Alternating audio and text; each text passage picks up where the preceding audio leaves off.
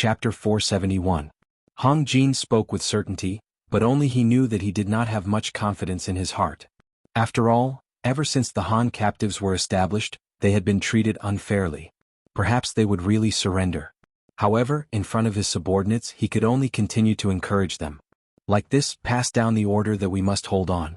As long as we can hold on until dawn, the 40,000 Han captives will definitely gather around us. At that time we will be safe. Also tell the soldiers that the bullets of the guns are limited. No matter how strong the mercenaries are, they cannot continue to shoot without limit. As long as they do not have guns, they can only choose to fight in close combat. That way our chance will come. Yes, I will immediately pass on the general's words to the brothers. The Kiliarch's eyes lit up upon hearing this. He had already lost all confidence, but after hearing Hong Jin's words he felt a lot better. He even had an idea of his own. General, do you think we should launch a counterattack when we discover that the enemy's muskets are firing slowly? That way we might be able to snatch some muskets back. Hearing the captain's suggestion, Hong Jin's eyes lit up. Very good. Go and tell the soldiers that when there is such an opportunity, they must take the initiative to attack. If anyone can snatch a gun back, they will be promoted by 1 rank and rewarded with 50 taels of silver. Seeing that his suggestion was accepted, the captain was very happy. He quickly nodded and went to pass on the order.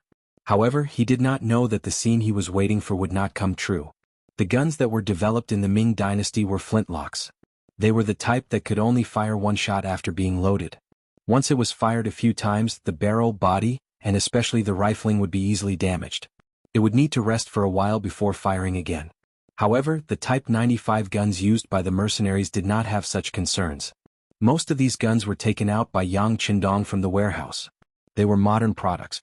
On average, each gun could fire 30,000 bullets without any problem. Even the Type 81 assault rifles made by Crimson City were made after the steel technology was matured. The quality was naturally not as good as the Type 81 assault rifles in the warehouse. However, it could fire 5,000 bullets without any problem. This was especially true for the type that was created later. Not to mention the accuracy. After testing, it was already guaranteed that it could hit 8,000 to 10,000 rounds. And this would continue to improve. After all, with the advanced books and samples from the warehouse, as long as he worked hard, he would be able to catch up. Based on this, it was impossible for the Chiliarch to wait for the mercenaries to run out of bullets or have problems with their guns before retaliating. But then again, it wasn't as if they didn't have a chance at all. For example, after a series of strong attacks that wiped out a large portion of the enemy's forces, the enemy's forces would gather together and they would be able to use the terrain to reflect arrows. Cold Vanguard and the auxiliary troops' attack speed would also slow down. Slowing down didn't mean that he wasn't attacking. Yang Qindong had already given the order that they had to take down the 10,000 Jiaoji soldiers by the night. This was related to whether they could successfully take over the 40,000 Han captives. Thus, the reason why they slowed down their attack speed was so that they could launch a better attack next time. Just like now, the dense gunfire suddenly stopped. This was because Cold Vanguard and the auxiliary troops were moving forward under the cover of the night. This was to ensure that they could get closer to the enemy. Then, the power of the grenades would be revealed. At that time, the enemy would be unable to make use of the terrain and would be razed to the ground. However, before this ferocious attack started, the Jiaoji soldiers had the misconception that the mercenaries' guns had run out of bullets or that there was a problem with the guns. Just like the Kiliarch's order, the Jiaoji soldiers thought that their opportunity had arrived. From the moment they were attacked in the dark, they had been passively attacked. They couldn't even see the enemy's shadow clearly. This made the prideful Jiaoji soldiers very vexed. Now that there was an opportunity to retaliate, everyone wanted to grab hold of it. Thus, the Jiaoji soldiers started to gather together. There were around 400 people on one side and 200 to 300 people on the other side. They were prepared to charge out and snatch the guns. This would allow them to be promoted by 1 rank and receive 50 taels of silver. With the material reward, everyone's actions were indeed much faster. When they were about to gather, the full force of the retaliation began. More than a dozen teams suddenly charged out from all directions. The smallest team had around 100 people while the largest team had around 400 people. This kind of planned large-scale counterattack not only highlighted the element of surprise, but more importantly, the soldiers were also spread out. They thought that even if they encountered a counterattack from the muskets, there would still be some fish that escaped the net. Once the fish rushed to the front of the mercenaries, the advantage would come to them. The sudden counterattack had indeed caught the mercenaries off guard. However, it was only in their eyes that they were surprised. This was because at this moment the Yang family soldiers were also preparing to launch a frontal assault with grenades. They were just worried that they couldn't locate the enemy's main force. Now they had taken the initiative to jump out. This was like someone giving them a pillow when they wanted to sleep. How could they not grab hold of such an opportunity? Otherwise, it would be a waste of their reputation as the elite Cold Vanguard soldiers. Therefore, after a short pause, the excited Cold Vanguard soldiers started to retaliate. No one knew which company or platoon it started from. The powerful grenades in their hands were thrown out as if they were free. Boom, boom, boom, boom. When the flames lit up, there was also the scene of all kinds of things flying into the sky as well as all kinds of screams and howls. After the first attack, the other troops quickly retaliated. The grenades in their hands were immediately pulled out of their bracelets and thrown towards the Jiaoji army. The originally quiet night became lively again, even more fiery than before. Of course, with their cooperation, countless Jiaoji soldiers were blasted away, killed, or torn apart. Under the loud boom, the forest shook. Countless animals in the forest scattered in all directions. They felt as if the end of the world had arrived. All that was left was to flee in panic. In comparison, the days in the temporary Jiaoji wooden tent were also very difficult. When they heard the first explosion, Hong Jin and Ruan Yongyang's faces fell. After the continuous explosions, Ruan Yongyang was already slumped on a chair. Hong Jin was not much better. His entire body was swaying and his pupils could no longer focus. They originally thought that this would be a chance for them to retaliate. At the very least, they would be able to take back a large portion of the territory that they had lost, giving them more space to maneuver. This way it would not be difficult for them to hold on until the next day and wait for the Han captives to arrive. Who would have thought that it would cause such a huge commotion? What kind of opponent were they facing? There were landmines before, and what the hell was this? However, regardless of whether the two of them had thought it through, the situation at the front was already unsalvageable. If they continued to defend, although they would still fail in the end, they could at least hold on for a little longer. However, now that they had taken the initiative to attack, it was like sending sheep to the tiger's den. There was no way for them to survive. In less than an hour, the 5,000 men that were sent out were completely annihilated. Those who were lucky did not die immediately, but were left with half a breath of life. When the Cold Vanguard battalion charged forward, they did not even have the qualifications to waste a single bullet. They were all killed by the bayonets of the Cold Vanguard battalion. In the end, the 5,000 men were sent out, and there were only 100 men left in the camp. Facing the attacks of 3 Cold Vanguard battalions, 1 regiment's Cold Vanguard company, and 4 battalions auxiliary soldiers, these 100 men did not even last half an hour before they were all killed. When the Vanguard battalion commander Wu Xing rushed into the wooden tent with a few of his trusted subordinates, only Hong Jin and Ruan Yongyang were left. The moment Wu Xing rushed in, his tall figure appeared under the coal lamp, and a long blade slashed towards him. Scram! Wu Xing shouted angrily. He blocked and pulled out his bayonet, causing the long saber to slash to the side. Then, with a stab, the sound of a saber entering the abdomen was heard. Blood flowed out from the abdomen. The one who slashed was Ruan Yongyang. Knowing that he was going to die, he launched a final counterattack with the thought that killing 1 was enough, and killing 2 was worth it. However, his right leg was not very nimble and he could only slash with all his strength. His body did not move, and the momentum of the blade did not change. Secondly, his opponent was Battalion Commander Wu Sheng. This person had stayed in the Yang Qindong manor for a long time, and was specially trained by Yang Qindong in the art of stabbing. It was only a slash and it was not enough to hurt him. Ruan Yongyang stared blankly as the bayonet pierced his lower abdomen. Following Wu Sheng's habitual movements of twisting, stabbing, and then pulling out the bayonet, Ruan Yongyang's eyes rolled back as he fell from the chair with a plop. His body violently gasped for breath twice before he was completely dead, no longer able to move. Ruan Yongyang died just like that, dying in front of Hong Jin. This huge shock caused him to kneel on the ground with a thud. Please don't kill me, I am willing to surrender. I know a lot about Jiaoji and I will definitely be useful to you, definitely.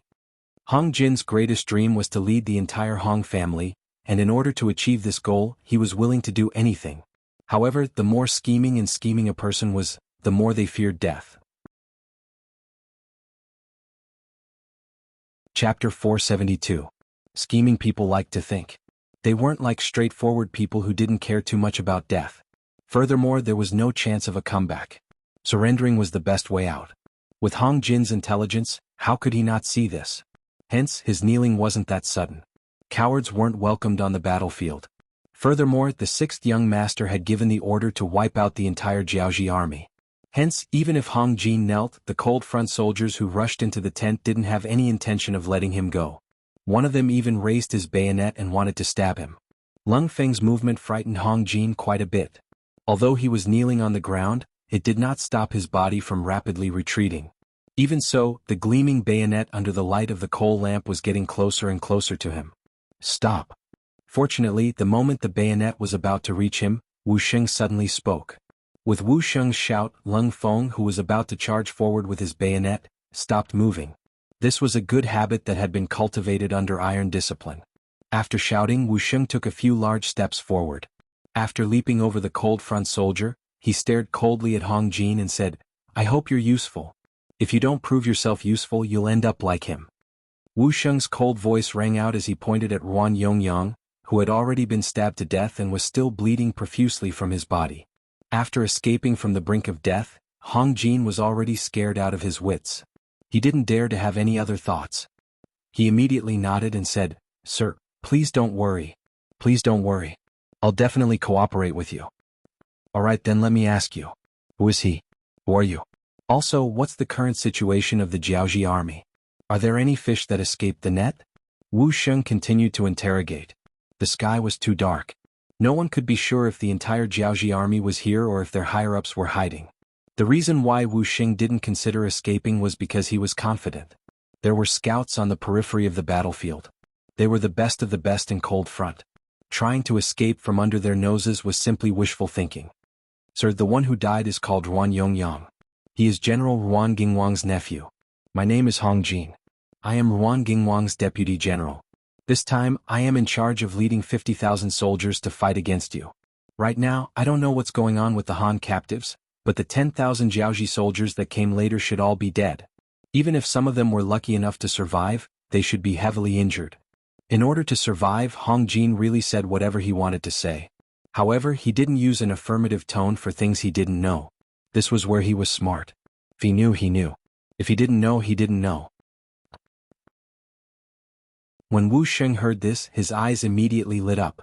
He originally thought that the upper echelons of the Jiaoji army would be in hiding, and it would take some effort to find them. Unexpectedly, all of them were here. How could he not be happy about this? He didn't think about it. It had only been 6 hours since the cold front attacked. The sky wasn't even bright yet. Where could they have escaped to in such a short time? Men, take him away. Also, send someone to search the area. Find a few injured Jiaoji soldiers and ask them about this person's identity. Even though Wu Sheng already believed half of it, he still needed to verify it. It would be too embarrassing if he was cheated. Hong Jin was tied up. His being tied up meant the end of the Jiaoji army. When this news was quickly reported to Yang Qindong's tent behind him, he still heaved a sigh of relief even though he had expected it. He had planned a lot for this battle in order to achieve a one-hit kill. Even though he had the advantage in many aspects, if the first battle wasn't fought well, it would affect the morale of the army. From the looks of it now, the situation was stable. Inform them that this Hong Jin can be used. Let him repent for his crimes first. Let him persuade the remaining 40,000 Han captives. Yang Qindong happily made the decision. With the idea of making use of trash, he handed the matter of recruiting the Han captives to Hong Jin. If Hong Jin did this well, it would be best. On the other hand, even if there were any mishaps, they wouldn't lose anything. Therefore, when the sun had just risen, when the 4 captains were discussing and preparing to launch an attack, Hong Jin had already appeared 300 meters in front of them. The 4 captains were very happy that Hong Jin would appear in front of them. However, when they walked out of the tent, they heard Hong Jin urging them to put down their weapons and surrender to the mercenaries. "Generals, the Jiaoji army was finished last night. Ruan Yongyang was killed and I became their captive. Today I am here to ask you to surrender." After explaining the situation, Hong Jin lowered his head and said in a dejected voice, "The mercenaries are too strong. They have guns that we have never seen before. If we continue to resist, we will die. If I'm smart, I will surrender like you." They also said that since you are all Han, they will not make things difficult for you. Hong Jin was actually here to persuade them to surrender. This was naturally out of everyone's expectations. The 4 captains were unprepared and looked at each other, not knowing what to do. The other party did not respond. This made the officers of the 2nd Regiment, who were lying in ambush behind Hong Jin, anxious. One of them asked, "Can this Hong Jin do it? If he can't, we need to prepare for a counterattack." "He can as long as he doesn't want to die." The commander of the 2nd Regiment, Luo Pe, was confident. "Not bad. This Hong Jin is quite eloquent." The political commissar of the 2nd Regiment, Kong Jie, said with a smile. He had chatted with Hong Jin for a while and found that other than the fear on his face, Hong Jin was very rational. Such a smart person would definitely know that if he couldn't complete this mission he would die. In order to survive he had to make this happen. The officers of the 2nd Regiment were still looking in their direction. Hong Jin, who was standing there, was already anxious. When he arrived, he saw with his own eyes a cold vanguard soldier easily knock down a bird from 700 meters away. That scene shocked him so much that his eyes widened. Right now, less than 600 meters behind him, there was more than one Lung Feng aiming their guns at him. If he dared to make the slightest move he would definitely be riddled with holes. Just based on this he did not have any other ideas. The only thing he could do was to convince the other party to surrender. Seeing that the Han captives didn't react, Hong Jin could only continue. "What's wrong? Aren't you all Han Chinese? Are you not honest people? Do you really want to be enslaved by us Jiaoji people? Do you really want to be treated unfairly? If you don't want to, then surrender. This way not only will you not die, you will also be able to live a life of dignity. Isn't this what you want? What are you waiting for? You have already seen the power of the powerful firearms in the mercenaries' hands. I don't mind telling you that this is not their full strength. They also have something called a hand grenade that can be thrown dozens of meters away. Once it lands, it will cause a terrifying explosion. With this, over 10,000 of our Jiaoji elites were wiped out in just 6 hours. Tell me, what do you have to fight with them? You can even do something like surrendering to us Jiaoji. Is there anything wrong with surrendering to the Ming army and the Han? Hurry up and make a decision. Otherwise, I can guarantee that before the sky turns dark, 1/10 of the 40,000 of you will still be alive. That would be extremely fortunate." Hong Jinji tried his best to persuade them. His earnest and well-intentioned appearance made it seem like he was about to kneel down in front of the Han captives. His efforts were not without benefits. At the very least, some of the captives showed signs of loosening up. However, most of them still looked at the 4 captains. After all, they were their generals. What do we do? Being stared at by so many subordinates, the 4 captains felt immense pressure. One of them, Zhou Hong, looked at the 3 people beside him and asked, "The Jiaoji army has already been defeated. What else can we do? Just surrender. After all, this isn't the first time we've done something like this." Captain Ma Hui revealed a mocking smile, as though he was mocking himself and the others for their weakness and lack of determination. "We can surrender, but we should at least talk about some conditions. At the very least, we should be treated as humans. Even though we had no choice but to surrender to the Jiaoji army back then, we had no other choice." Lu Hong, who had just arrived, expressed his opinion. His words caused the other 3 captains to nod in agreement. Clearly they all had the same thoughts. After the vote, Captain Zhang Qingli took 5 steps forward and said, "We can surrender, but we need to talk to the general of the mercenaries. We need some conditions." Bah! Just as he finished speaking, the sound of a gunshot rang out. Then, the sword at his waist fell from his body and fell to the ground. "You don't have the right to talk about conditions with us. Surrendering means surrendering." Following the gunshot, the political commissar of the 2nd Regiment, Kong Jie's voice rang out. After saying this, he turned to the regiment commander, Luo Pe, and said, "The marksmanship of the Ghost Sniper Squad is truly amazing. In the future, if we have the chance, we should also train a few sharpshooters. They will be very useful." Chapter 473. That's right. He nodded as if he had experienced the same thing. Luo Pe knew that the shot just now was fired by the Ghost Sniper team who had rushed over to provide support. From a distance of at least 700 meters, one shot was able to hit the opponent's saber without hurting anyone. This marksmanship was really amazing. Luo Pe and Kong Jie both sighed at the beauty of this shot, not to mention the Han captives. After witnessing this amazing marksmanship, they were all dumbfounded. Then their faces were filled with terror. They finally understood why Hong Jin said that they could not defeat the mercenaries. As for Zhang Qingli, who was standing there with a look of fairness, he stood there with a dumbfounded expression. However, when he came back to his senses, it was as if he did not know anything. Just like now, his entire body was trembling. Clearly he was greatly frightened by this shot. Even the captains were behaving like this, let alone the ordinary soldiers. Out of fear, someone threw down the weapon in his hand and shouted, "Don't shoot me, I surrender." Then, more people threw their weapons to the ground and squatted down. This was like a plague, causing more and more people to throw down their weapons and squat down. After a while, even the captains were squatting down. After all, no one was not afraid of death.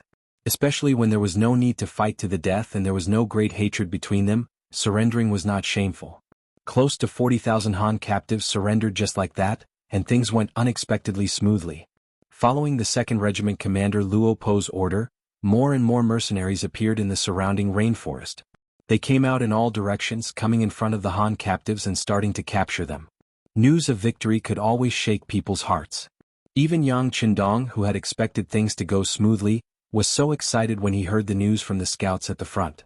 Good, since things are going so smoothly, let's carry out the second step of the plan and start moving.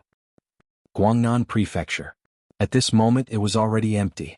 4 days after Hong Jin left the city with 10,000 Jiaoji soldiers and 40,000 Han captives, without receiving any news from the front lines, Ruan Gingwang finally couldn't hold himself back and made his move.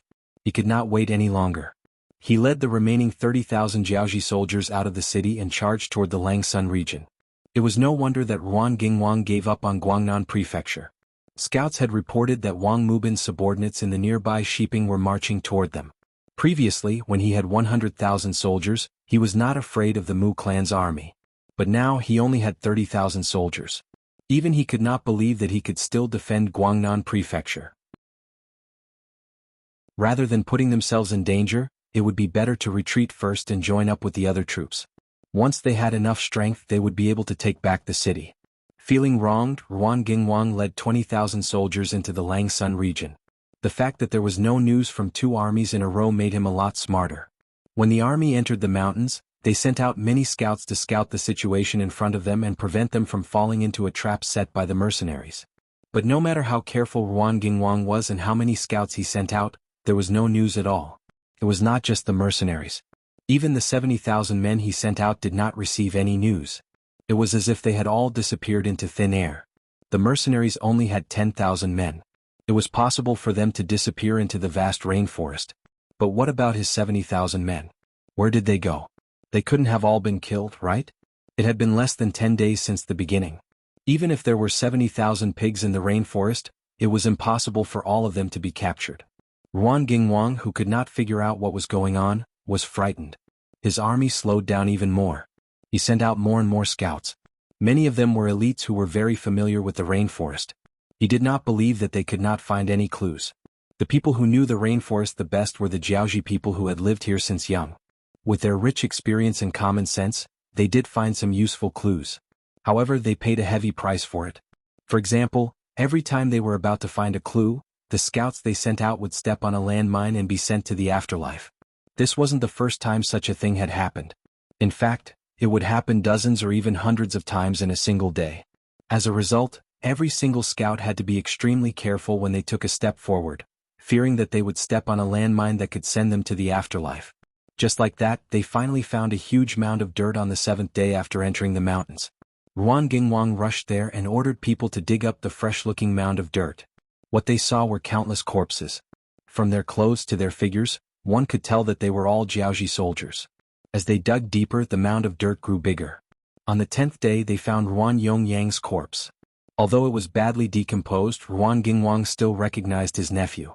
He was furious and swore that he would kill the mercenaries to avenge his nephew. Under the loud roar, the scouts found a new clue. They found some traces which should be left behind by the army during their march. Although they tried to cover it up, they were still seen through by the experienced scouts. Looking at the direction of the army, they were heading straight for the capital of Jiaoji, Hanoi. "Are you sure that the army is heading towards Hanoi?" Ruan Gingwang asked with cold sweat on his forehead. He suppressed his sadness when he heard the scouts report. "Yes, we are sure that they are heading towards Hanoi," the new scout captain said confidently. They really have guts." When Ruan Gingwang said these words, there was some admiration in his voice. However, he quickly reacted and said, "Immediately send the most elite people to inform Hanoi of what happened here. At the same time, inform His Majesty and ask them to prepare to face the enemy. My troops will follow behind and attack from both sides." We will completely kill them in our Jiaoji territory. Ruan Gengwang gritted his teeth as he spoke. It was obvious that his nephew's death was a huge blow to him. The scout captain agreed and went to make the arrangements. More than 10 elite scouts immediately rushed towards Hanoi. They wanted to inform the king of the general's intentions as soon as possible so that the country could be better prepared.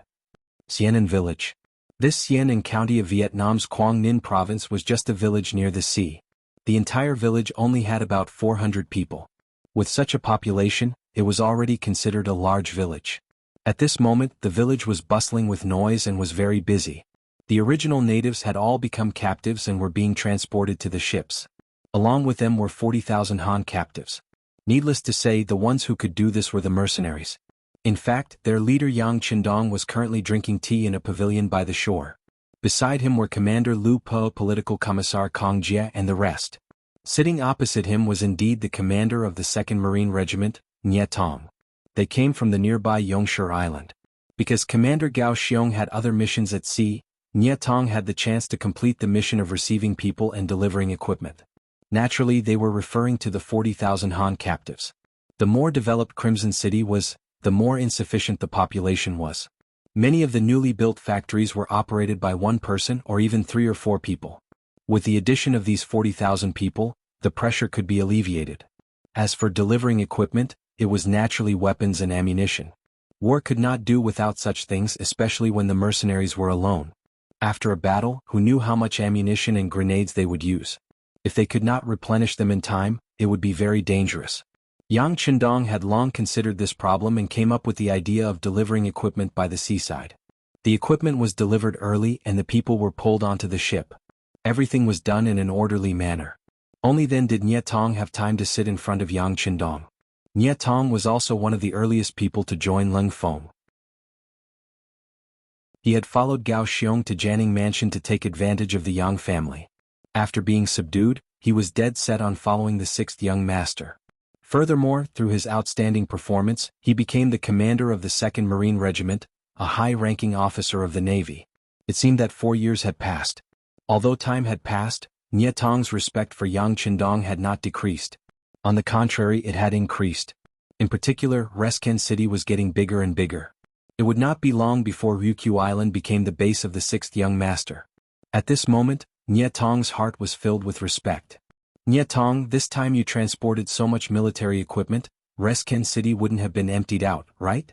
Yang Qindong saw that because they had not been in contact with each other for a long time, Nye Tong was somewhat restrained, so he deliberately reduced this feeling of unfamiliarity through chatting. Being called by Yang Qindong, Nye Tong suddenly stood up from his chair. His action made the 2nd Marine Regiment Commander Luo Pe and Political Commissar Kong Jie also quickly stand up. Before, it was Yang Qindong who ordered them to sit, so they had no choice but to sit, but they also felt like they were sitting on pins and needles. Since Nye Tong stood up first, of course they would not continue to sit down. Hey, you guys should sit down.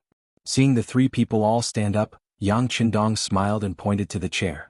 6th young master, let's stand. It's more comfortable this way. Luo Pe showed a somewhat dumbfounded expression, half pleading. Chapter 474. That's right, that's right. Kong Jie and Nye Tong agreed.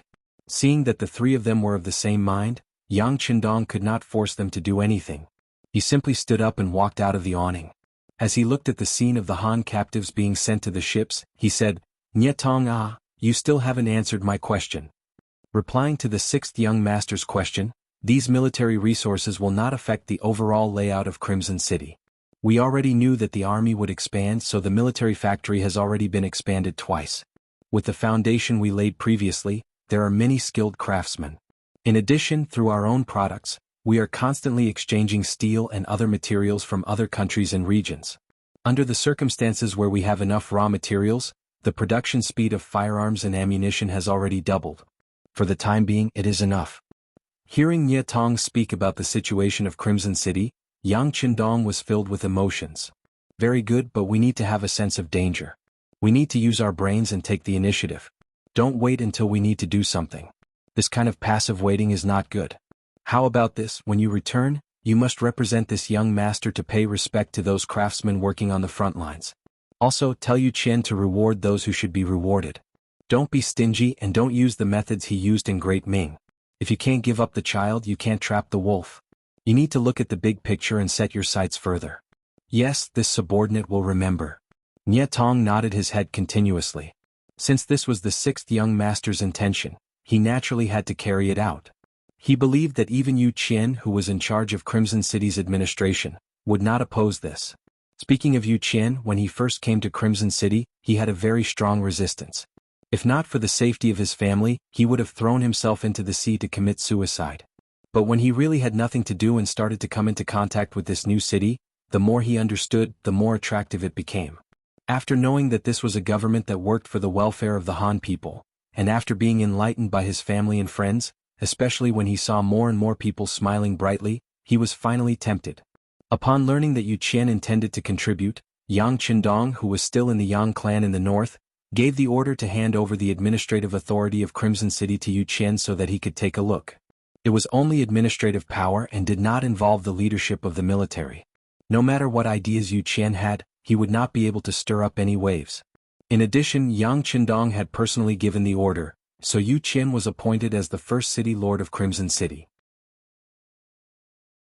Not long after he became the city lord, the originally chaotic Crimson City was put on the right track and became orderly. Many of the work became more orderly, which attracted the praise of everyone, including the military, who said that the ancients were pedantic. It was only because of their environment that they had no choice but to do certain things. Once they were given a new environment, they would still be able to do a lot of work. This was the formidable side of capable ministers. It was precisely because of Yu Qian in Crimson City that some of the original plans were quickly developed. Coupled with the full cooperation of everyone, Yang Qindong had the ability and strength to fight the war in Jiaoji. When it came to war, there were simply too many things to pay attention to. There were simply too many things that needed to be prepared, especially when it came to logistics. Since ancient times, there were people who said that war was actually a war of attrition. With sufficient logistical support and a natural advantage in firepower, Yang Qindong decided to make use of this opportunity to enter Jiaoji and exterminate them. That's right, Yang Qindong had never thought of compromising or taming after conquering. There were too many things he needed to do. It was just a small Jiaoji and it wasn't worth his time. Back to the topic, Nye Tong saw that Yang Qindong seemed to be in a good mood. He thought for a while and made up his mind. Sixth young master, do you think that our navy can help in the war against Jiaoji? If it's really not possible, can we take down the Shang dynasty on Ryukyu Island? Actually, Nye Tong wanted to ask when they would attack Japan. But after thinking about it, with the current strength of Crimson City, even if they took down Japan, they would not have enough people to occupy it. Since that was the case, it was better to put it aside for now. There's no rush. The matter of the Shang dynasty can wait. Right now, we should focus on building the foundation. Without enough people, it would be a waste to take it down now. As for the matter of fighting Jiaoji, your navy can help. How about this, after sending the people back to Crimson City, you can return and attack Jewel Island first. Then you can take down Haifeng Town. In the future, it will be more convenient for us to lead the army. After that, you can use the advantage of the cannons on your ships to suppress Jiaozhen Prefecture and Renan Prefecture, forcing the Jiaoji people to not dare to make any moves. If necessary, you can send troops to land directly from the sea and cooperate with the army to occupy the entire Jiaoji. Hearing Yang Qindong's imposing words, Nye Tong also became very excited. Yes, please rest assured, sixth young master. After transporting these people back, I will lead my 2nd Marine Regiment to carry out your orders. We will also embark on the sea and attack the territory south of Jiaoji. Yang Qindong nodded. Nye Tong nodded. Nye Tong said excitedly, but he just wanted to participate in the war and contribute more merits. Yang Qindong, who understood this, completely laughed. There's no rush. Everything will depend on the progress of our army before we make a decision. In short, just wait for the news. When we need you all, don't drop the ball. In the previous life, when Yang Qindong was still called Yang Dong, the term, drop the ball, was often used in the army. Even after coming here, he could not change it. Because of this, when someone asked him what it meant, he would purposely explain it. The general idea was that at the crucial moment, one would lose one's true colors and not be able to perform well, resulting in failure. Nye Tong, who had also heard of the term, drop the ball, immediately patted his chest and said with a tone of assurance, Sixth young master, rest assured our navy will definitely not drop the ball. Ah, that's good. Yang Qindong's hearty laughter rang out, echoing across the coastline of Xianan village. Yang Chendong had already escorted the 40,000 Han captives to Xianan village, completely shaking off their pursuers. However, Ruan Gingwang, who knew nothing about this, was still excited because he thought that he had captured the main force of the mercenaries. That's right, the scouts of the Jiaoji army were quite capable. Regardless of whether the clues were intentionally left behind or accidentally discovered, they had their eyes on a group of mercenaries, which was the 3 battalions Yang Chendong had purposely left behind to act as a distraction. The one in charge of leading the way and attracting the enemy's attention was the commander of the 3 battalions, Cold Front 1st Battalion Commander Wu Sheng. Accompanying him on this mission were 4 companies under his command and 2 battalions of auxiliary soldiers. In total, there were 12 companies of 1,200 soldiers. A team of 1,200 people was not small, especially when they separated. Yang Chendong had purposely used most of the ammunition on them. With their strength, even if they were to face off against the 30,000 people led by Ruan Gingwang, they would still have the confidence to fight. However, Wu Xing did not do so. He knew what his mission was, which was to attract the attention of the Jiaoji army. As long as he could lure them out and successfully make them stay in the Langsun region, it would be a great achievement. In order to achieve this goal, he did not move very quickly and purposely left behind all sorts of clues. Even when he was cooking, he made many stoves, giving off the feeling that he was the main force. Ruan Gingwang, who did not understand the mercenaries at all, did not know. He had only seen the traces left behind by the enemy along the way and thought that he had caught a big fish. Furthermore, the enemy had been constantly running and had not faced him head-on once. This created a misconception that after the 2 battles, the enemy had suffered heavy losses and should not have the ability to fight with him. Since there was such an opportunity to beat the enemy while they were down, how could he not grasp it? Not only did he lead 30,000 men to chase after the mercenaries, he also sent someone to report to the king, requesting them to send out troops as well. He wanted to eliminate the mercenaries who dared to intrude into the Langsun region. When the news reached the ears of King Li, he was naturally shocked. When the great Ming dynasty was on the verge of falling apart, there was actually someone who dared to have designs on him. This was truly out of his expectations.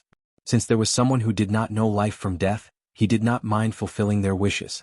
In fact, in order to show off his strength, he even sent out his general, Qin Heijin.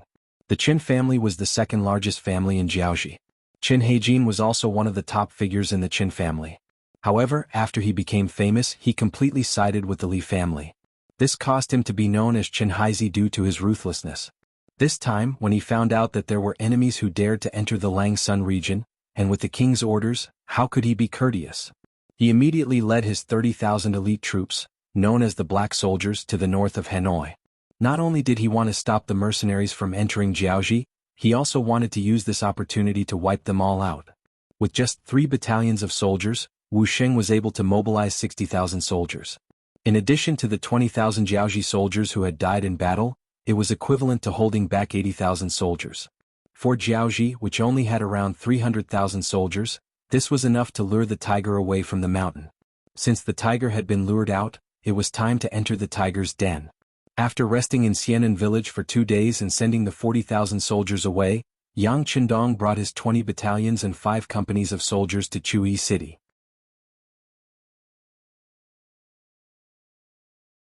Chapter 475. In order to avoid being discovered by others, especially when he knew that Jiaoji also had ships that were relatively small in comparison, he did not bring his army along the coastline. He even gave up on Hongji City and Haifeng City, which were easier to traverse, and went straight through the rainforest. Thanks to the specialized training they had received beforehand and the fact that the soldiers were fully equipped, they were not afraid of the poisonous insects in the forest. Although the journey was a little tiring, there were no accidents. In just 3 days they arrived at the forest 10 miles outside of Chuyi City. The scouts had already been sent out. All that was left was to wait for news. Yang Chendong ordered the army to rest on the spot. Other than using their own small pots to cook instant noodles, they were not allowed to light any open fires. After eating and drinking their fill, they were to sleep immediately to replenish their energy. Yang Chendong had already made a decision. They would launch a surprise attack tonight and take down Chuyi City. Now all they had to do was wait for the reports from the scouts. Those who did well would be rewarded and those who did wrong would be punished. This was the iron rule of the management of the cold front. During the battle in the rainforest, many soldiers had contributed greatly and were promoted. Scout Su Yunxing was one of them. Due to his outstanding performance, especially when he hit Ruan Yongyang, Yang Qindong's plan could be carried out better. He was promoted from the position of squad leader to platoon leader. Don't underestimate this promotion, and don't underestimate the fact that it was just a platoon commander position. Once Su Yunxing entered the Cold Vanguard, he could easily be promoted to a company commander. On the other hand, if he entered the auxiliary troops, he could easily become a battalion commander. This was what it meant to be one rank higher. For example, if the soldiers in charge of protecting Yang Qindong in the 1st and 2nd Guards wanted to leave the company, they would at least be promoted to platoon leader. Once they displayed sufficient management skills, it was not impossible for them to be promoted to company commander or even battalion commander. Su Yunxing, who was promoted, was full of enthusiasm. This time he took the lead in infiltrating Chui City to investigate. Under his skillful command and the excellent performance of the scouts, the situation in the city was quickly dug out. They even dared to kidnap a lone centurion. Since they knew that everything was going well, they might launch a night attack on Chui City tonight. They just wanted to capture an insignificant centurion and make him disappear for a few hours. There shouldn't be any problems. It was from this captured centurion that they found out more about Chui City. They even drew a detailed map of the Jiaoji army's military strength distribution and sent it back to the scouts. Looking at the freshly drawn military topographic map in his hand, Yang Qindong couldn't help but be overjoyed. He exclaimed, "Good." There was a saying called, "God bestows rice." It referred to certain people who were born to eat a bowl of rice in a certain industry. Su Yunxing, for example, gave Yang Qindong the feeling that he was born to be a scout. Of course, this was not all due to the scouts. If the people from the Security Bureau had not infiltrated Chui City in advance and lived here for a period of time, they would not even have a safe place to stay in the city. How would they be able to carry out their work so smoothly? Yang Qindong's face was full of joy and even a little excited. When Hong Jin saw this, he felt a myriad of emotions. Hong Jin was a captive general. Although he really wanted to die a heroic death like Ruan Yongyang, when he thought of the responsibility he bore and the fact that the Hong family had the upper hand at the last moment, he survived without any dignity. For a surrendered general like this, if it were any other opponent, they would first ask you some questions. Once they obtained what they wanted to know, you would be like a piece of bone without any flesh. That was the result of being abandoned. If the result was better, you might be able to barely survive. However, you could forget about your dignity. If the result was worse, it was normal to be killed after using up all your dignity. After all, you surrendered and were allowed to live for a few more days, which was considered to be doing you a favor. However, when it came to Hong Jin, it was completely different. Not only had he not been abandoned, he'd instead obtained a certain level of respect. It was even to the extent that Yang Qindong had promised him that he'd ensure the safety of his Hong clan, and if his performance was good, then Yang Qindong might even consider entrusting him with an important task. Being able to keep the family safe, although it was not wealth, already made Hong Jin very excited. Not to mention that there might be better opportunities to display his talents in the future. In the past few days, he had been walking in the dense forest with the mercenaries. After witnessing their valiant marching speed and the powerful firearms in their hands countless times, Hong Jin smiled bitterly in his heart. When he thought about how he had thought of eliminating the mercenaries with the advantage of numbers, now it seemed that he really did not know the immensity of heaven and earth. The strength of the mercenaries, especially their iron-like military discipline, and the sense of harmony between the soldiers, was something that Hong Jin had seen more than once. After the soldiers had gone to bed, Yang Qindong personally went to patrol the camp. He even saw him personally covering the soldiers with blankets that were kicked off by their feet.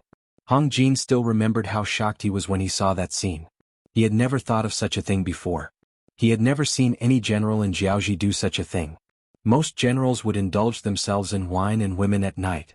Occasionally there would be a few self-disciplined ones who would go to bed early. Who would think of the ordinary soldiers? It was no wonder that he could lead this mercenary army to become invincible. Just based on his heart and pressure, Hong Jin was far inferior to the generals he had met. For a moment Hong Jin even had a thought. Could he seek refuge with Yang Qindong? He had a feeling that such a person would be able to achieve great things. If he could grab hold of him earlier, he might be able to make a name for himself. When he brought up this thought when he followed Yang Qindong, the sixth young master pondered for a moment before replying, "It's good that you have the intention to seek refuge with us. However, it will be difficult for you to achieve the same status as the Han people. At most, you will only be a general in a second-rate army. No matter how hard you work, it will still be the same. Are you still willing? Yes. Hong Jin agreed without hesitation. He could tell that the sixth young master cared a lot about the Han people and the Ming people. In comparison, he would not treat the other races equally. However, it did not matter. If he could become a general in a second-rate army, it should be a very prestigious thing. At least he would be able to ensure the safety of the Hong family. Hong Jin revealed his intention to seek refuge.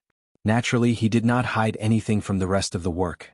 Through his words, Yang Qindong had a more detailed understanding of the situation in Jiaoji. It was as if his primary target was Chuyi City. It was also because he heard Hong Jin's words that he knew that the general guarding Chuyi City was an idiot. He was just relying on the fact that he had the most powerful bloodline of the Li family. He was used to abusing others.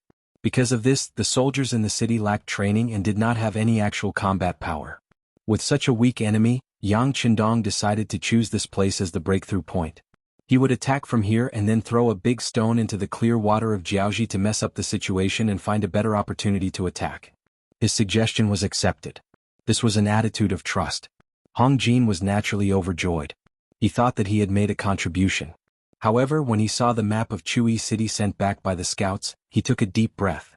At this moment, he knew that even if he did not say those words, the other party would still be able to understand the situation in the city clearly.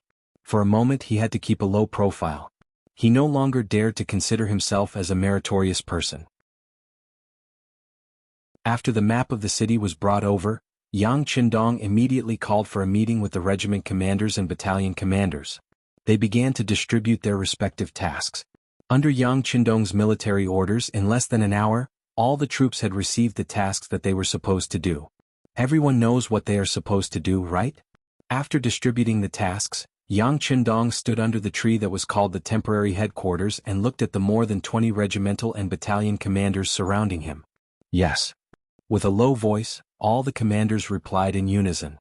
Very good. Yang Qindong also spoke in a suppressed voice. His voice did not need to be too loud as only the commanders could hear him. When you attack and occupy Chuyi City, you must remember that you can kill the soldiers and civilians who resist. As for those who surrender, there is no need to kill too much. What we lack the most now is people. Sixth young master, what if the commoners resist with all their might? A battalion commander of the auxiliary barracks asked. He had heard before that when the great Ming Dynasty attacked and occupied Jiaoji in the past, the entire population was a soldier. Sometimes even the children of the elderly would fight back with all their might. This caused the great Ming army to suffer quite a bit. Didn't I say just now? As long as they resist, regardless of their identity, kill them. When Yang Qindong said this, he recalled the self-defense counterattack in his previous life. At that time, who knew how many lovely people had died in the hands of the elderly, women, and children? However, even so, he still forgave them in the spirit of humanitarianism. Yang Qindong would learn from the experience of his predecessors. If these people did not resist and obediently listen to him, it would be fine. However, if they wanted to resist and hurt his soldiers, then sorry, he would have to kill 100 of them. In any case, in this era the spread of information was very slow. There was no need to worry about how others would criticize you. As for human rights, even the great Ming Dynasty divided people into different grades and ranks. What the hell is human rights?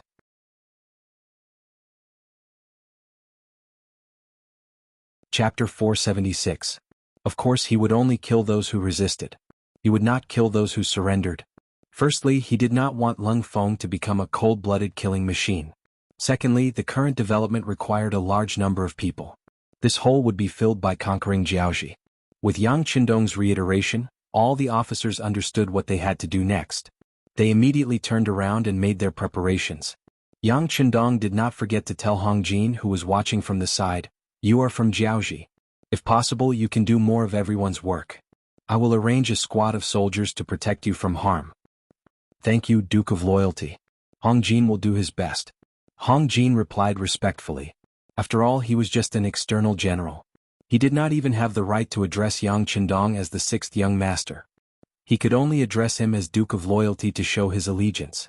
The sky was getting darker. Lung Feng, the auxiliary soldiers, and the temporary auxiliary soldiers had already rested and were making their own preparations.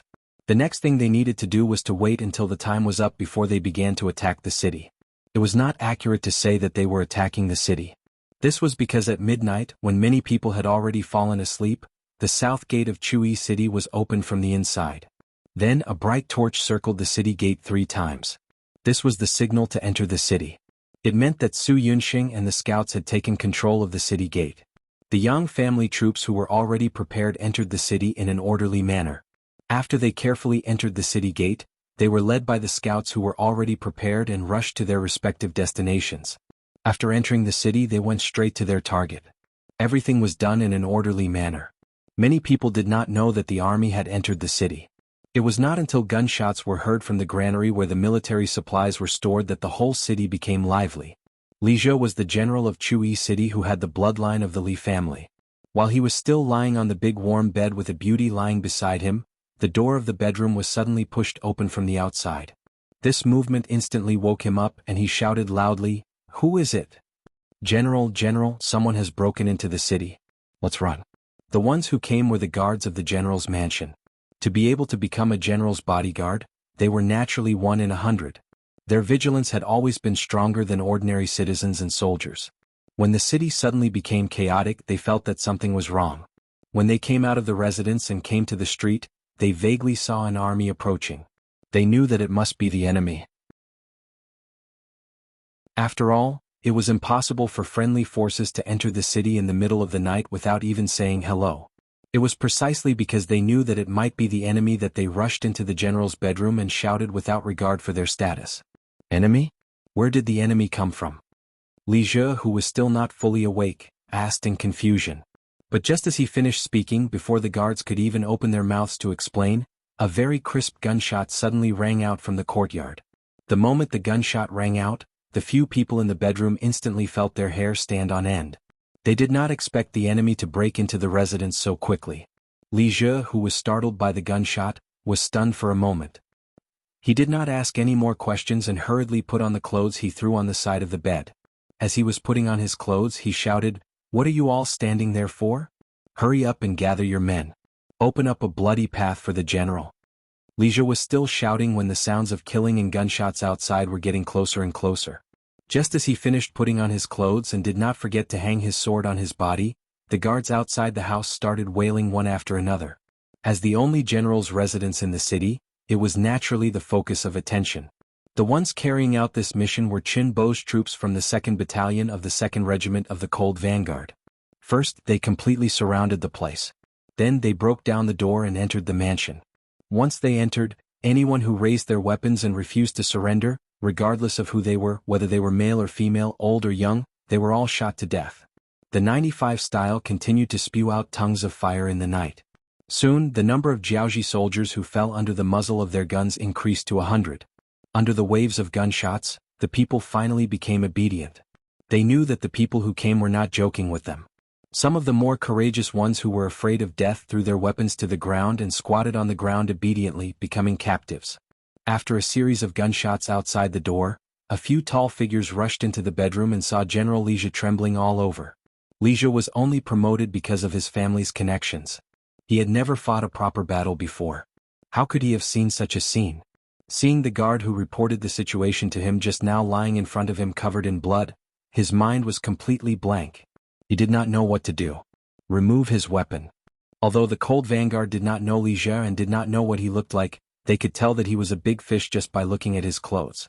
The squad leader who rushed in immediately grabbed Li Zhe's sword and pressed him to the ground. Following the capture of Li Zhe and the capture of the general's residence, the entire Chuyi city basically gave up all resistance. From the beginning to the end, it only took 3 hours to take control of the city. When Yang Qindong entered Chuyi city under the protection of the 1st and 2nd Guards, the city had already been completely taken over. Other than the Yang family soldiers who were cleaning up the bloodstains and corpses on the streets, there was only one soldier who was standing guard 20 meters away. Luopa had also brought a group of officers to wait for Yang Qindong. When he saw the 6th young master coming over, he jogged forward to report the results of the battle. Reporting to the 6th young master, the entire Chuyi city is already under our control. Right now the 4 gates are tightly shut. Without orders no one can leave. The general of Chuyi city, Li Zhe, has also been captured alive by us and is now being locked up in their residence. In this battle, we have killed approximately 1,300 people who resisted and seized all kinds of military resources. Listening to Luopo's report, Yang Qindong nodded from time to time. After the other party finished, he said happily, "Very good, you have done well. Your military achievements will be recorded and you will be rewarded according to your contributions. By the way, how are our casualties?" Reporting to the sixth young master, "We only injured a dozen temporary auxiliary soldiers. No one died in the battle." When he said this, Luopa was still very excited. Not bad. Hearing that there were no soldiers who died in the battle, Yang Qindong's face flashed with obvious satisfaction. Nowadays the soldiers were more and more able to keep up with the rhythm of the war. During the battle in the forest of Lang Sun, more than 20 auxiliary soldiers and temporary auxiliary soldiers were killed or injured. To be able to win this battle with 0 casualties was enough to make people feel gratified. Seeing that Yang Qindong was in a good mood, Political Commissar Kong Jie, who was standing at the side, hesitated for a moment before taking a small step forward to report. "Sixth young master, we have found many Han people in the city. They are not living well. Many of them don't even have clothes to cover their bodies. What do you want to do with them?" Yang Qindong's originally gratified and happy expression completely disappeared at this moment. He thought that the Han people in the outside world would not be living well, but it was out of his expectations that they could not even wear clothes. "How many people are there?" Yang Qindong's voice sounded in a low voice. "We have roughly calculated there are about 1,000 people. There should be some that we have not found yet." After all this time, their main objective was to attack and occupy the city. They really did not have much time to observe other things. "Where are they? Bring me to them." When Yang Qindong heard that there were so many people and that not all of them were found, his frown deepened. According to Hong Jin and the information sent by the Security Bureau, Chuyi City was not very busy. Even the entire population of the city was only 20 to 30,000 people, and this was in addition to the 2,000 city guards. However, there were more than 1,000 people who were captured. Wouldn't that be 20 to 30% of the total population? It was definitely not a small number. Yang Qindong wanted to take a look at the captured Han people. Kong Jie originally wanted to stop him, but he thought that there were some things that should be seen clearly by the young master. This would be of great help to the sixth young master. He nodded and led the way. Under the protection of a group of Lung Feng, Yang Qindong turned 2 corners and arrived in front of a large courtyard. Looking at the courtyard, he knew that this was the place where the Han people gathered. Kong Jie was extremely meticulous with his arrangements. By placing the Han people here, he could prevent them from being harmed by the other Jiaoji people. When they arrived at the entrance of the courtyard, Political Commissar Kong Jie's footsteps were obviously heavy. He turned back and looked at Yang Qindong and said, "Sixth young master, you have to be mentally prepared." "Go in, I am ready." Yang Qindong's expression did not change. In his previous life, he had completed a mission in the war-torn lands of Africa. What kind of people had he not seen before? Although Yang Qindong thought that he had seen a lot, when he really entered the courtyard and saw the Han people sitting around the bonfire, his strong spirit was greatly shaken. What he saw could no longer be considered as humans. If he had to compare them, they were like apes that had not fully evolved. Yes, they were weak and skinny. They were as thin as firewood and their eyes were wide open. They were looking at Yang Qindong and his group with fear. These people were generally not tall, and some of the adults were obviously hunched over. This was clearly the side effect of working hard for a long time, and their bodies could not bear the burden. There were also some old people who not only had dark skin, but their bodies were also extremely thin and weak. Looking at the small half of their arms that were exposed when they put on the unsuitable clothes that they had found from God knows where, they were probably not much thicker than a 6 or 7-year-old child.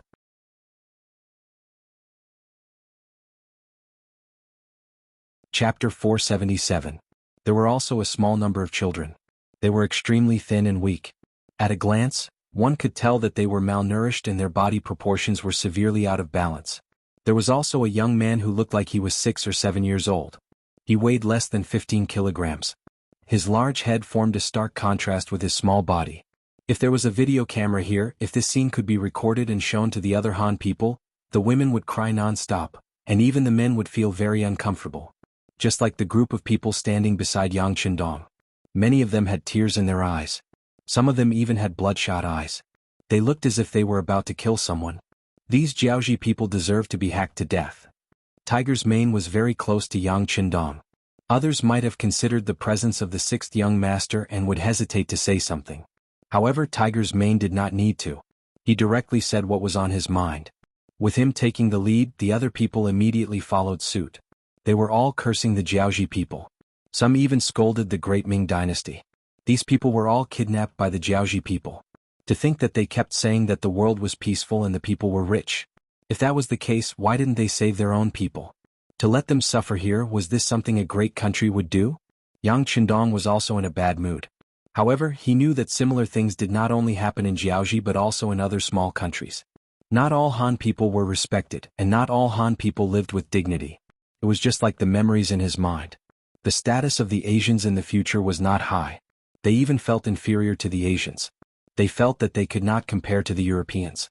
Even if the country was strong, this mentality was still in the hearts of many people. It was precisely because the country was not strong enough that it was impossible to talk about fairness in many things. Whether it was in the military, science and technology, or business and agriculture, this could be especially reflected. However, since he was blessed by the heavens and came to this world, and brought along the most powerful Tsang, Yang Qindong was determined to change this fate and situation. What he wanted was that no matter where he went in the future, as long as he said that he was a Han, people would look up to him. As long as he said that he was a Han, people would not have any thoughts of bullying him. On the contrary, they should be the ones feeling inferior.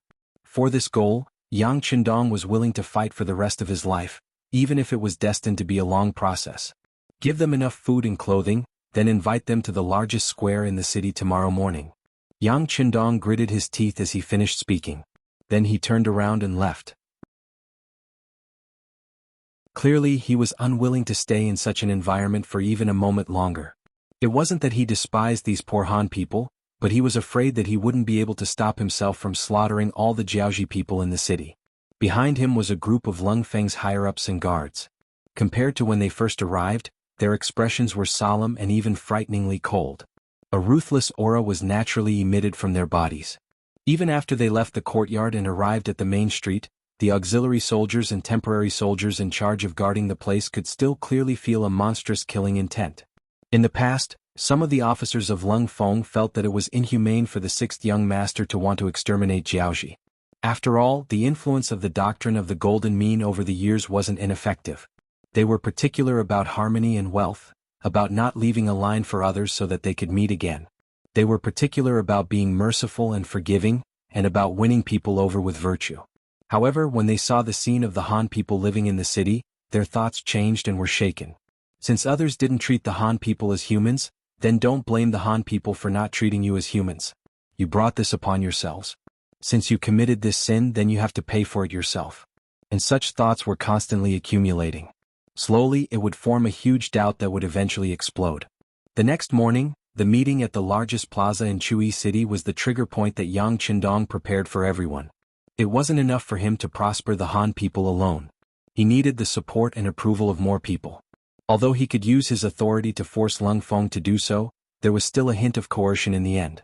It wasn't something that everyone was willing to do. This would make it hard for things to be handled and carried out at a lower level. Yang Qindong hoped that he wasn't the only one who saw this point. Others would also see this point and willingly submit to him. That way he would be able to achieve twice the result with half the effort. Under Yang Qindong's orders, all the civilians and captured soldiers in Chui City were rushed to the plaza the next day. When they arrived, a temporary wooden platform had already been set up. In the center of the plaza, there were a few huge wooden pillars with people tied up. Any civilian who had lived in this city before could recognize that the person tied up in the middle of the wooden pillars was General Chu Yi Lixia. As a member of the Li family, Lixia had been tyrannical ever since he came to Chui City. Not only would he bully the Han people, he would also oppress the Jiaoji civilians as much as possible. This caused his reputation to be very bad. However, who asked him to be a member of the Li family? Most people were angry but didn't dare to say anything. So when they saw him tied up there, many people, including many Jiaoji civilians, were very happy. This was what they meant by, those who commit too much injustice will bring about their own destruction. If one day you separated yourself from the people and always put yourself on a pedestal, then the day you fall would not be far away. The person tied up in the middle was Lixia. On his two sides were his loyal subordinates and some black-hearted merchants in the city. It was precisely because of their protection that the common people's lives were so miserable and grievances could be heard everywhere. Because of this, even though there were more than 30,000 people in Jiaoji near the plaza, there wasn't much chaos. This made some of the officers who went to the courtyard last night feel like they couldn't vent their anger. More and more people gathered. Even some Jiaoji soldiers were brought here. Compared to the civilians who were still relatively free, they were much more miserable. There were 20 people tied up on a rope. They were brought here with their bodies pressed against each other. It was as if they were wearing candied haws on a stick. Behave yourselves. Kill anyone who doesn't behave. The Lung Feng soldiers who were watching over them spoke with ferocious expressions, causing the Jiaoji soldiers who had witnessed their might to become extremely obedient. Even when they saw their general tied up on a wooden pillar, not a single one of them had any intention of stepping forward. Compared to the state of these captives, the treatment of the 2,000 Han commoners was much better. They could stand near the nearest wooden stake, and even eat the breakfast given by the army while gesturing with their fingers. They appeared to be very comfortable and relaxed. That's right. After the night, when the count of Han people started in the morning, there were a few hundred more people. There were a total of 2,000 Han people. These people spent the night in apprehension. Even though they knew that Tsui City had changed hands and that it was very likely that the Ming army was coming, they didn't dare to take the initiative to step forward. After all, the Ming army was the Ming army, who said that they would definitely stand up for them. It was only this morning that more of the villagers found them and told them about how they had been treated the previous night. They had food, drinks, and even a good night's sleep. Only then did everyone start to believe them. More people started to come out. Now they gathered together and wanted to see what these Han soldiers who claimed that they weren't part of the Ming army were going to do. Under the watchful eyes of everyone, Yang Qindong appeared on the platform under the protection of the guards. This uniform was custom-made by the clothing factory in Qichen City. It was different from the one Yang Qindong wore during the military parade. This time it was golden in color. The golden threads sewn on it were all real, causing it to be several times heavier than normal clothes. Naturally, when it was worn, it shone with a golden light and looked very beautiful. In the eyes of the old men in Qichen, the sixth young master was their sky, their king, and their emperor. Naturally, he was worthy of wearing such a uniform. Perhaps this was the thinking of the feudal society. Since he was the only emperor and king, he must wear gold to show it. If it wasn't for Yang Qindong's firm resistance, he was afraid that a golden dragon would be embroidered on the uniform. Thinking about it, this uniform was really no different from an emperor's robe. It could be seen how much these people hoped that Yang Qindong could become the emperor and lead them forward. Now this golden robe was empty on his body. After borrowing the style of the commander's uniform, it made the young man's heroic figure appear even more upright. When he appeared, his superior aura naturally manifested, causing the originally noisy square to immediately quiet down. This was exactly what Yang Qindong wanted to see. As he stretched his hand behind him, Beta Persei arrogantly brought out a loudspeaker that he had specially rushed out last night. This could play a better role in amplifying the sound. Holding the loudspeaker in his hand, Yang Qindong looked at the more than 40,000 soldiers in the square. He felt extremely excited and shouted majestically, "Long live Lung Feng! Long live the auxiliary soldiers! Long live the temporary auxiliary soldiers! Long live, long live, long live!" After a moment of silence, the sound of an earth-shattering echo echoed. Although shouting "Long live" here, there was no emperor appearing and it was a bit out of place, but it was undeniable that this shout stirred up the atmosphere of the more than 10,000 soldiers.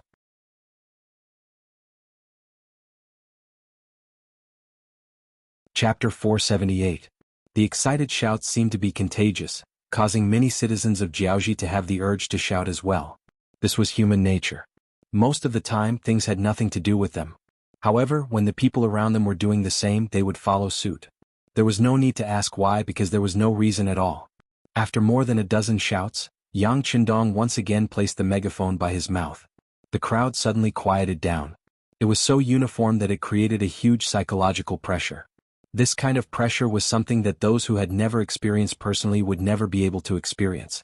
Brave warriors, with your combined efforts, we have finally stepped into the Jiaoji nation today. Chui City is the first city that we have conquered, but it will definitely not be the last. It will not be long before we set foot on this entire nation and completely trample them under our feet. Long live, long live. As soon as his voice fell, tens of thousands of people shouted in unison, shaking the eardrums of everyone present. The megaphone was raised again and the sound was suppressed. Then Yang Qindong looked at the crowd and began his speech for the day. The rise and fall of the nation is the responsibility of every man. In the long river of history, there are countless heroic deeds. Patriotic figures are shining like stars. During the Warring States period there was the great patriotic poet Chu Yuan, the national hero Yu Fei Wen Tianxiang and so on. They were loyal to the motherland and loved the people. They were not afraid of demotion or sacrifice. They were loyal to the nation and loved the people. They were not afraid of demotion or sacrifice. However, today I do not wish to talk about how glorious we were in the past, nor do I wish to talk about how great the ancients were. Because right in front of us are our fellow countrymen who have been victimized. Everyone please take a look at them now. Do they have any pride as Han people? Could it be that when you look at them you can feel the pride of being a soldier? As he spoke, Yang Qindong pointed at the 2,000 Han people in front of him. Most of them had already put on new clothes with the help of Lung Feng. At the very least they could cover their skin and prevent it from being exposed. But those clothes were obviously new, and they didn't fit her at all. Moreover, even if she was wearing clothes, it still couldn't prevent everyone from seeing her thin body underneath. Their emaciated faces were telling everyone that they were not doing well at all. Just as everyone was looking at the 2,000 Hans with their own thoughts, Yang Qindong's voice sounded out once more, "No. This is our disgrace. Every day we proclaim that the world is peaceful and prosperous, but we can't even guarantee the safety and lives of our own people. How can the grand great Ming dynasty have the face to say that? If I must say, they are not fit for the job. They are unqualified. They took the taxes that the people worked hard to pay for nothing. They let the people place their hopes on them for nothing. They became rulers for nothing. They are incompetent. If they can't even protect their own people, how can they talk about peace and prosperity? How can they talk about being a great country? How can they talk about caring for the world? What's even more hateful is that every time a country comes to the capital to pay respects to the emperor, they still have the face to take out large amounts of gold and silver and give them back. They even say that they are friends for generations and that this is the style of a great country. If we let them see the situation of our own people outside, I wonder if they will feel ashamed? Perhaps, perhaps not. However, we cannot place our hopes on them anymore. Since they are sitting in their high positions and not doing anything, then let's get out of the way and let those who are willing to do the work. And we are the people who are willing to do the work. At the very least, with our hard work, we will be able to let more of our own people live better and more dignified lives. At the very least, with our hard work, we will not be bullied or treated unfairly by others. At the very least, with our hard work, the Han people will become the true rulers of the world. Any kind people who want to be on good terms with the Han people will also be able to live a good life. When Yang Qindong spoke up to this point, he had already revealed his ambition. It was as if he did not put the great Ming dynasty in his eyes. However, the Yang family soldiers did not feel that there was anything wrong. In their opinion, no one was stronger than their sixth young master. Since that was the case, it would be best for the sixth young master to lead them. As for those who objected, they would have to experience the power of the guns in their hands. Even if you were made of iron, you would still be blasted into a sieve. Yang Qindong's speech continued. When he talked about personal dignity, he pointed at the Lung Feng brothers who were maintaining order and said, "They are the greatest army. What others can't do, they can do. What others can't think of, they can think of. In the future, with them around, we, the Han people, will become the strongest and most unique people in the world. No matter where we go, we will be respected by others. All the things that others have forced on us in the past, we will take it back 10 times, 100 times, 1,000 times. Today we will start with the enemies in Chui City who are hostile to the Han people. Men, bring down the daggers." Under Yang Qindong's shout, a company of 100 Lung Feng soldiers each carried a plate out. On each plate there was a dagger. There were a total of 1,000 daggers. This was the gift that Yang Qindong had prepared for the Han people. Didn't the ancients say that those who were evil to the core deserved to be stabbed 1,000 times? Well then, today was the real version. After the daggers were taken down, Yang Qindong looked at the 2,000 Han people with an encouraging gaze. "Next we will read out the crimes. After you are convicted, you can take revenge. There are 1,000 daggers here. 1,000 of you can take them and cut the bodies of those who have bullied you in the past. Believe me, no one will convict you. Your actions are completely legal and reasonable. However, do you dare to do so?"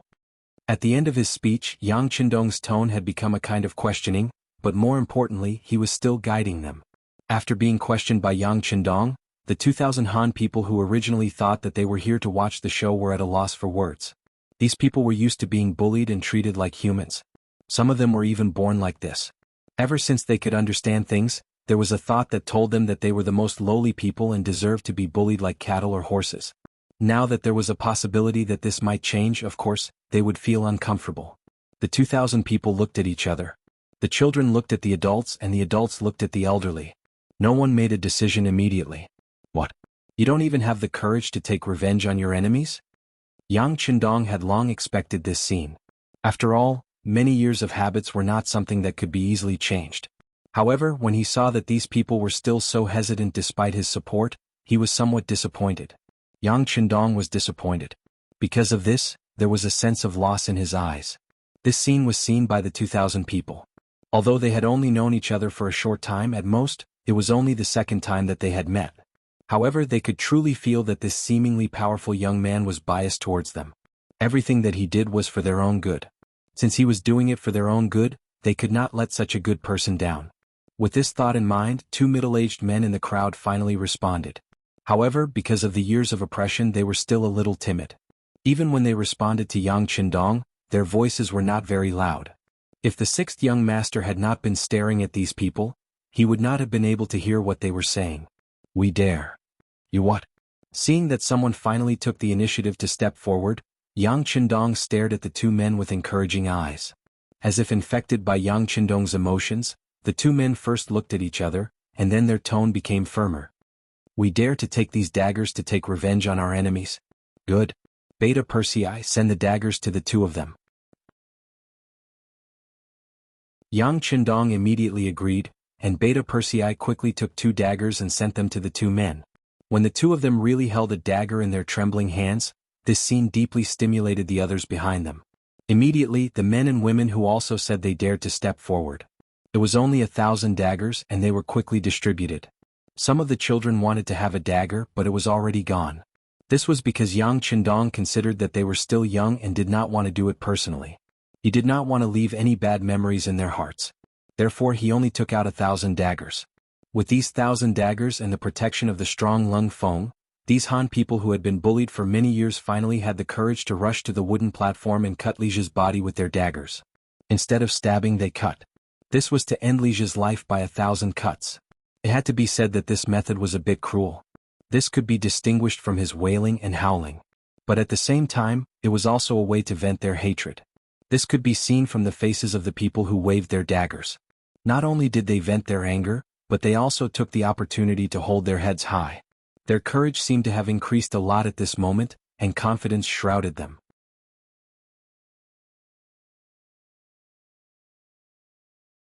Chapter 479. In the following period of time, Lijia was not the only one who enjoyed such treatment. The other influential people in Chui City who were tied up with him also enjoyed the treatment. Their status and identity were mostly obtained by oppressing the Han people. Now it was time for them to reap the benefits. The screams on the small platform became louder and louder, causing the people of Jiaoji who were forced to watch the execution to feel their scalps go numb. Because of this, there was some chaos. Some people even wanted to take the opportunity to resist and instigate others to attack the mercenaries. Since they were already prepared, the sharpshooters of the cold front quickly found the troublemakers. The sound of the 95 style was heard from afar. After killing dozens of leaders, the chaotic scene was completely suppressed. After seeing the soldiers shoot and kill without any explanation, everyone became more obedient for the sake of their own lives. Although they became obedient, it did not mean that they would be let off. As the next step was carried out, under the testimony of the Han people, the people of Jiaoji who had bullied them were pulled out from the crowd one by one. Then they would be put on public trial based on the mistakes they had made. Those who were too vicious were beheaded on the spot. Those who did not commit too serious of a crime were sentenced to a term of imprisonment and would be brought to Chichen City in the future. As more and more people from Jiaoji were brought out, some of the other people were regretting it while some were rejoicing. Those who regretted it were those who had mistreated the Han people. They were thinking that if they had been kind back then, they would not have to be punished so severely now. It seemed that it was better to be kind to others. Fortunately, there were kind-hearted lords who treated the Han people well. Now they did not have to worry about being accused by others. All they had to do was to live their lives well. The series of activities of testifying, arresting, public trial, and sentencing lasted from morning to night. However, it was still not completed. According to Yang Qindong, such a public trial would take another day. This was because there were not many people in Chui City. If there were more people, it would take 7 days and 7 nights to finish the trial, just like in Hanoi City, the capital of Jiaoji. The public trial would continue tomorrow, and it was necessary to eliminate the unstable elements in the city once and for all. At the same time, it was necessary to build up the confidence of the 2,000 Han people. After all, for a period of time, there were some matters that required their help to complete. However, these were no longer important. Under the suppression of the armed forces, the citizens of Jiaoji in the city could no longer cause any trouble. What Yang Qindong needed to consider was what Jiaoji would do after he conquered Chui City and how he should deal with it. Fortunately, the communication system was not advanced. Even if something happened in the city, it would not spread immediately. In other words, Yang Qindong and his men still had time to make all the necessary preparations. After summoning the officers under him, Yang Qindong began to make arrangements in an orderly manner. After an hour, the officers walked out of the barracks. Some of them had satisfied smiles on their faces, just like Qin Bo, the commander of the 2nd Battalion of the 2nd Regiment of the Cold Front. There were also some officers who looked dejected. It was obvious that their unit was not the main attacker. If they were not the main attacker, they would not be able to make great contributions. It was no wonder that their expressions were ugly. The one with the ugliest expression was King Lily of Jiaoji, who had just received the news. On the afternoon of the second day after Chui City was conquered, old Lily, who was in his 60s and taking an afternoon nap with his concubine, was woken up by his subordinates. While he was still looking displeased, as if he would punish his subordinates for disturbing him if it wasn't something important, a piece of news made him turn pale with fright. "Your Majesty, there is news from the rear. Chui City has been conquered by the mercenaries." Lily, who was not fully awake yet, widened his eyes when he heard this. Then he acted as if he did not hear it clearly and asked, "What did you say? Say it again." Prime Minister Yuan Chunqing of Jiaoji knew that it was not that the king did not hear it clearly, but that he did not want to believe it. He had no choice but to repeat the incident of Chui City being conquered. This time Lily heard it clearly. His brain was working at high speed and his eyeballs were moving in fear. After a while he asked, "Have you found out who did it?" "Your Majesty, we have not found out. However, I think it has a lot to do with the mercenaries," Yuan Chunqing guessed. Mercenaries? Weren't they surrounded by Yuan Gingwang and Qin Heijin? Where did they find the troops to attack Chui City? Lily shook his head as he spoke. Obviously he did not believe that the mercenaries were so powerful. Therefore he added, "Could it be the Southern Ming army? After all, they thought that we killed their envoy. It is normal for them to seek revenge." "Absolutely not." At this moment Yuan Chunqing said confidently. Then he explained, "Your Majesty, we have arranged our own people in the Southern Ming army. If they do anything, they will not be able to hide it from our eyes. Moreover, the Southern Ming's opponent is the king of Min Zhuang. Before this disaster is dealt with, how could they divide their troops to deal with us?" Lily nodded after hearing Yuan Chunqing's words. He knew that he still looked down on the mercenaries. If that was the case, it seemed that only this mysterious army could make a move on them. However, no matter how mysterious he was still a human. Lily strode to the map of the palace and stood there for a moment before he gave the order.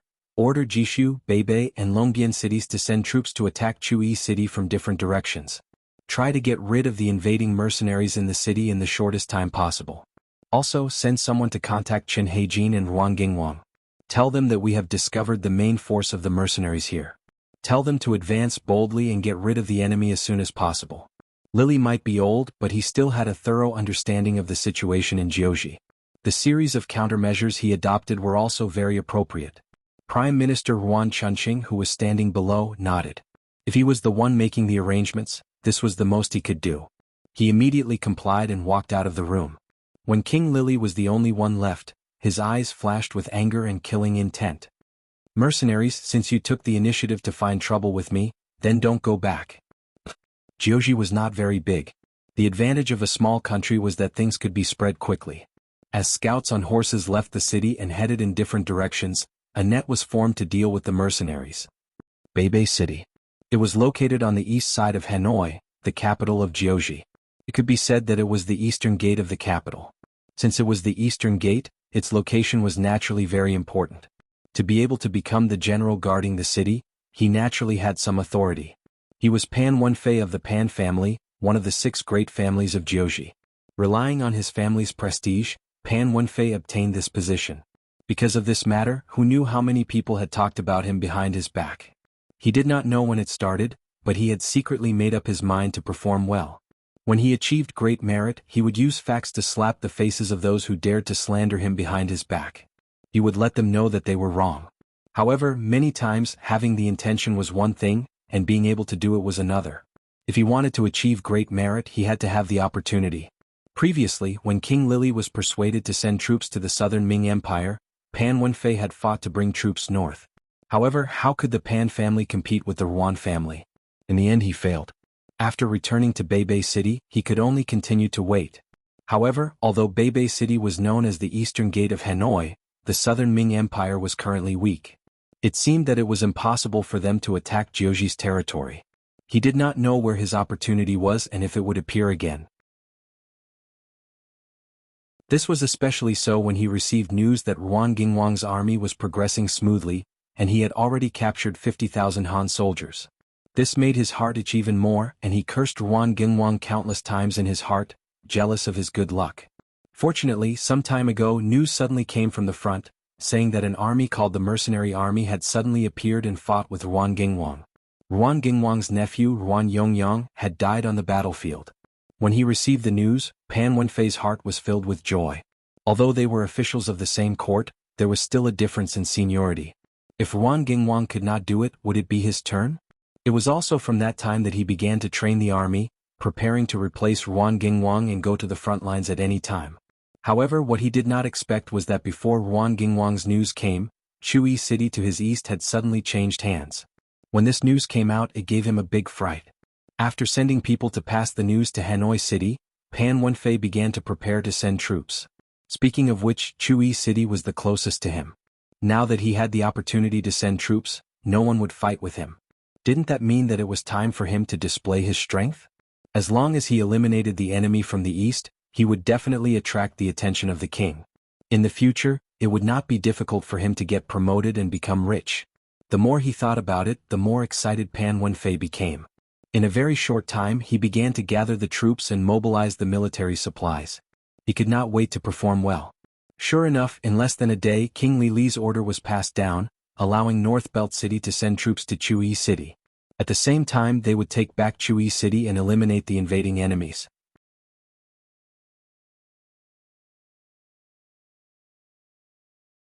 Chapter 480. Who was the enemy? The imperial edict did not state it clearly. However, to Pan Wenfei none of this was important. What was important was that he could finally lead an army into battle. He had envied his elders for being able to gallop on the battlefield countless times. The moment he received the order, he gathered the 2,000 Jiaoji soldiers who were on standby and left the city. It was not that Pan Wenfei did not want to bring more soldiers out of the city, but he could only mobilize these 2,000 men. With the mentality of going all out in battle, not a single soldier was left in the city. All of them followed him out of the city and headed straight for Chui City in the east. At the same time when Pan Wenfei left the city, the armies of Jishu and Longbian cities also began to gather rapidly and set off towards Chui City 6 hours later. The only difference was that they only brought 1,000 soldiers and left half of their soldiers to guard the city. The 3 northern cities moved, and the scouts who had been staring at them quickly reported the information to Chui City's Yang Qindong. Seeing that the fish had taken the bait, Yang Qindong, who was facing the 3 armies, was not afraid at all. On the contrary, he laughed out loud. Very good, especially the North Belt City General Pan Wenfei's performance. It seems like you are quite accurate in judging people, Hong Jin. Yang Qindong laughed out loud. Hong Jin, who was standing respectfully at the side, lowered his head and replied embarrassedly, I was just lucky to have guessed correctly. It is still the Duke of Loyal and Courageous who gained from strategizing. Previously, Yang Qindong had listened to Hong Jin's analysis of the characters of some of the Jiaoji generals. When he talked about Pan Wenfei, he said that this person was a person who rejoiced in grandiose achievements. He always liked to talk about strategy on paper when he had nothing to do. Because of this, many people had laughed at him. He had never been on the battlefield and thought that he could win the war by manipulating the map. What was the difference between this and deceiving oneself? However, Pan Wenfei only thought that others laughed at him out of jealousy and did not listen to advice at all. As one of the generals, Hong Jin naturally knew about this matter. He reported the matter and proposed that once he learned that Cord City was easily occupied, Pan Wenfei would play his armchair strategist. It was very likely that he would mobilize the entire army and reveal a great flaw. Yang Qindong attached great importance to Hong Jin's words. Furthermore, in his opinion, it was fine even if the information was inaccurate. To be honest, he didn't think much of the 1,200 Jiaoji soldiers. Sending out a cold front battalion or even an auxiliary battalion to deal with them would be a piece of cake. With such confidence, Yang Qindong followed Xan Hongjin's plan and arranged for Battalion Commander Qin Bo of Lung Feng to lie in ambush on the road between Beidao City and Chuyi City. He was only waiting for the enemy to come out in full force so that he could seize the opportunity to seize the city. Now, it seemed that this arrangement was very correct. After praising Hongjin, Yang Qindong turned to the other officers and said, "Since the enemy has made their move, we should also prepare for action. Follow plan number 1 and enter the battlefield." Yes. After the officers saluted in unison, they began to get busy with their own tasks. At this moment, King Lily of Jiaoji had no idea what kind of powerful opponent they were facing this time. Even the enemy had started to move. The Jiaoji army that had been peaceful for over 20 years was now in a state of turmoil and war. The distance between Beidao City and Chuyi City was only about 180 li. Even if the road was uneven and they had to take a detour, it was only about 200 li. In Pan Wenfei's opinion, this distance could be covered in 3 days. In terms of leg strength, the Ming army was more than twice as fast as the Jiaoji army. Perhaps it was because they had lived in the mountains since young, many of them had trained their feet to be as sturdy as iron. Even if they were only wearing cloth shoes, their walking speed was still not slow. They could cover about 70 li in a day. In addition, the weather was perfect. It was still drizzling a while ago, but in the past 2 days the weather had completely cleared up. The weather was so good, the roads were drier, and the army moved faster and faster. All of this created an illusion for Pan Wenfei that this was the will of the heavens, allowing him to reach Chuyi City faster and achieve the first military victory. The speed of Bei Feng's army was already very fast. However, compared to the 2 battalions led by Battalion Commander Qin Bo and the 2 auxiliary battalions, it was still much slower. Once there was no battle, the Lung Feng's usual training was 10 kilometers in the morning and 10 kilometers in the morning. If the weather was good in the afternoon, they would even do a 5 kilometers warm-up. Under such high-intensity training, no one could compare to him in terms of speed. To the Lung Feng, it was normal for them to cover a distance of 100 kilometers in a day. If the situation was urgent, they could move even faster. Only by knowing yourself and your enemy can you win 100 battles. They did not understand the mercenaries at all. They did not even dare to confirm whether the ones who took down Chuyi City were mercenaries. The fate of the Jiaoji army seemed to have been decided. Needless to say, Beidao City had already been taken down by Yang Qindong. How could their defeat not be decided? Just like now, when the sky darkened, Qin Bo led his 3 battalions of Yang family army to quietly pass by the other side of the mountain range. This kind of irregular movement left Pan Wenfei completely in the dark. He didn't know that his old nest, Beidao City, was about to face the consequence of changing its surname, and he was destined to become a lone army, an army that would never return. In Chuyi City, Yang Qindong was having dinner with 2,000 Han people. The trial conference had ended yesterday. Those who had mistreated the Han people in Chuyi City in the past, regardless of whether they were soldiers or civilians, had all received their due retribution. This left Chuyi City, which originally had a population of 30,000, with only 25,000 people left. A total of 2,000 people were killed and 3,000 were sentenced to death. The entire city was filled with the smell of blood. Even the number of Jiaoji citizens walking on the streets had decreased significantly. Even though the number of people had decreased, the atmosphere in the city had become better. The evil people had all been killed, leaving only the kind-hearted ones. When they met, they would nod their heads to show their friendliness, which lessened the killing intent. In particular, the Yang clan army had never bullied anyone. As long as one abided by the law, even if one bumped into them on the streets, they would not interfere with one another. This made the remaining 20,000 Jiaoji citizens feel much more at ease. In addition, Yang Qindong had ordered the Yang clan army to open up the treasury of Chuyi City and distribute the stored food to the citizens on time. This solved the problem of their food supply, and the atmosphere in the city became much more harmonious. Speaking of which, Jiaoji used to be a subordinate of the Great Ming Dynasty, so the citizens did not have a strong sense of conflict. In addition, Yang Qindong had the intention of running this place well. In just 2 days, the security in the city had improved. Setting himself as an example, Yang Qindong would come to eat with the Han people whenever it was time to eat.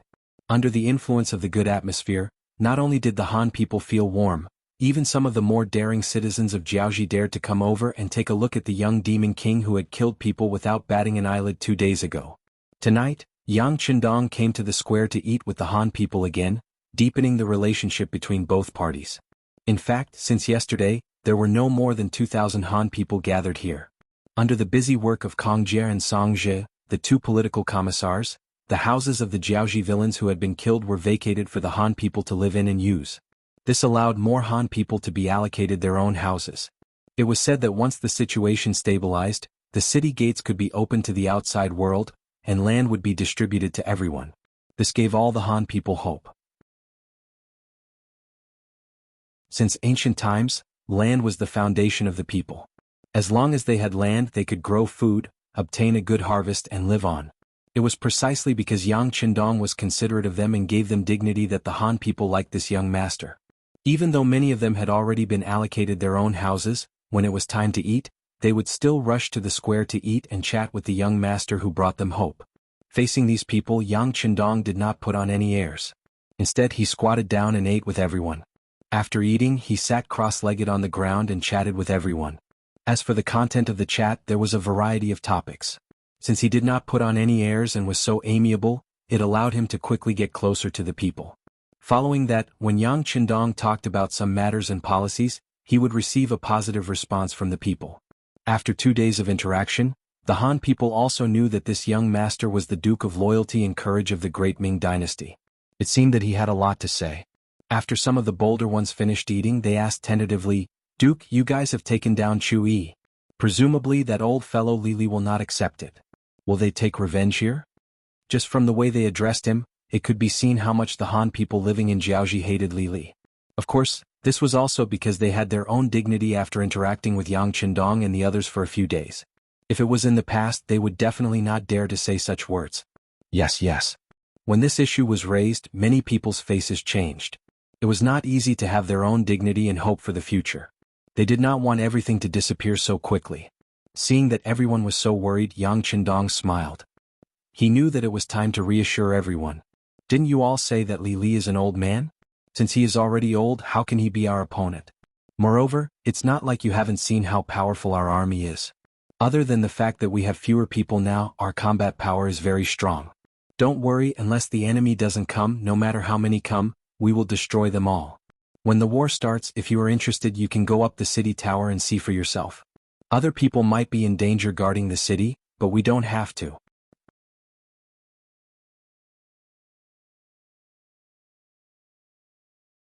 Chapter 481. When they heard that they could go up the city gate tower to watch the battle, some of them became excited. However, when they thought that war was not so fun, they wanted to retreat.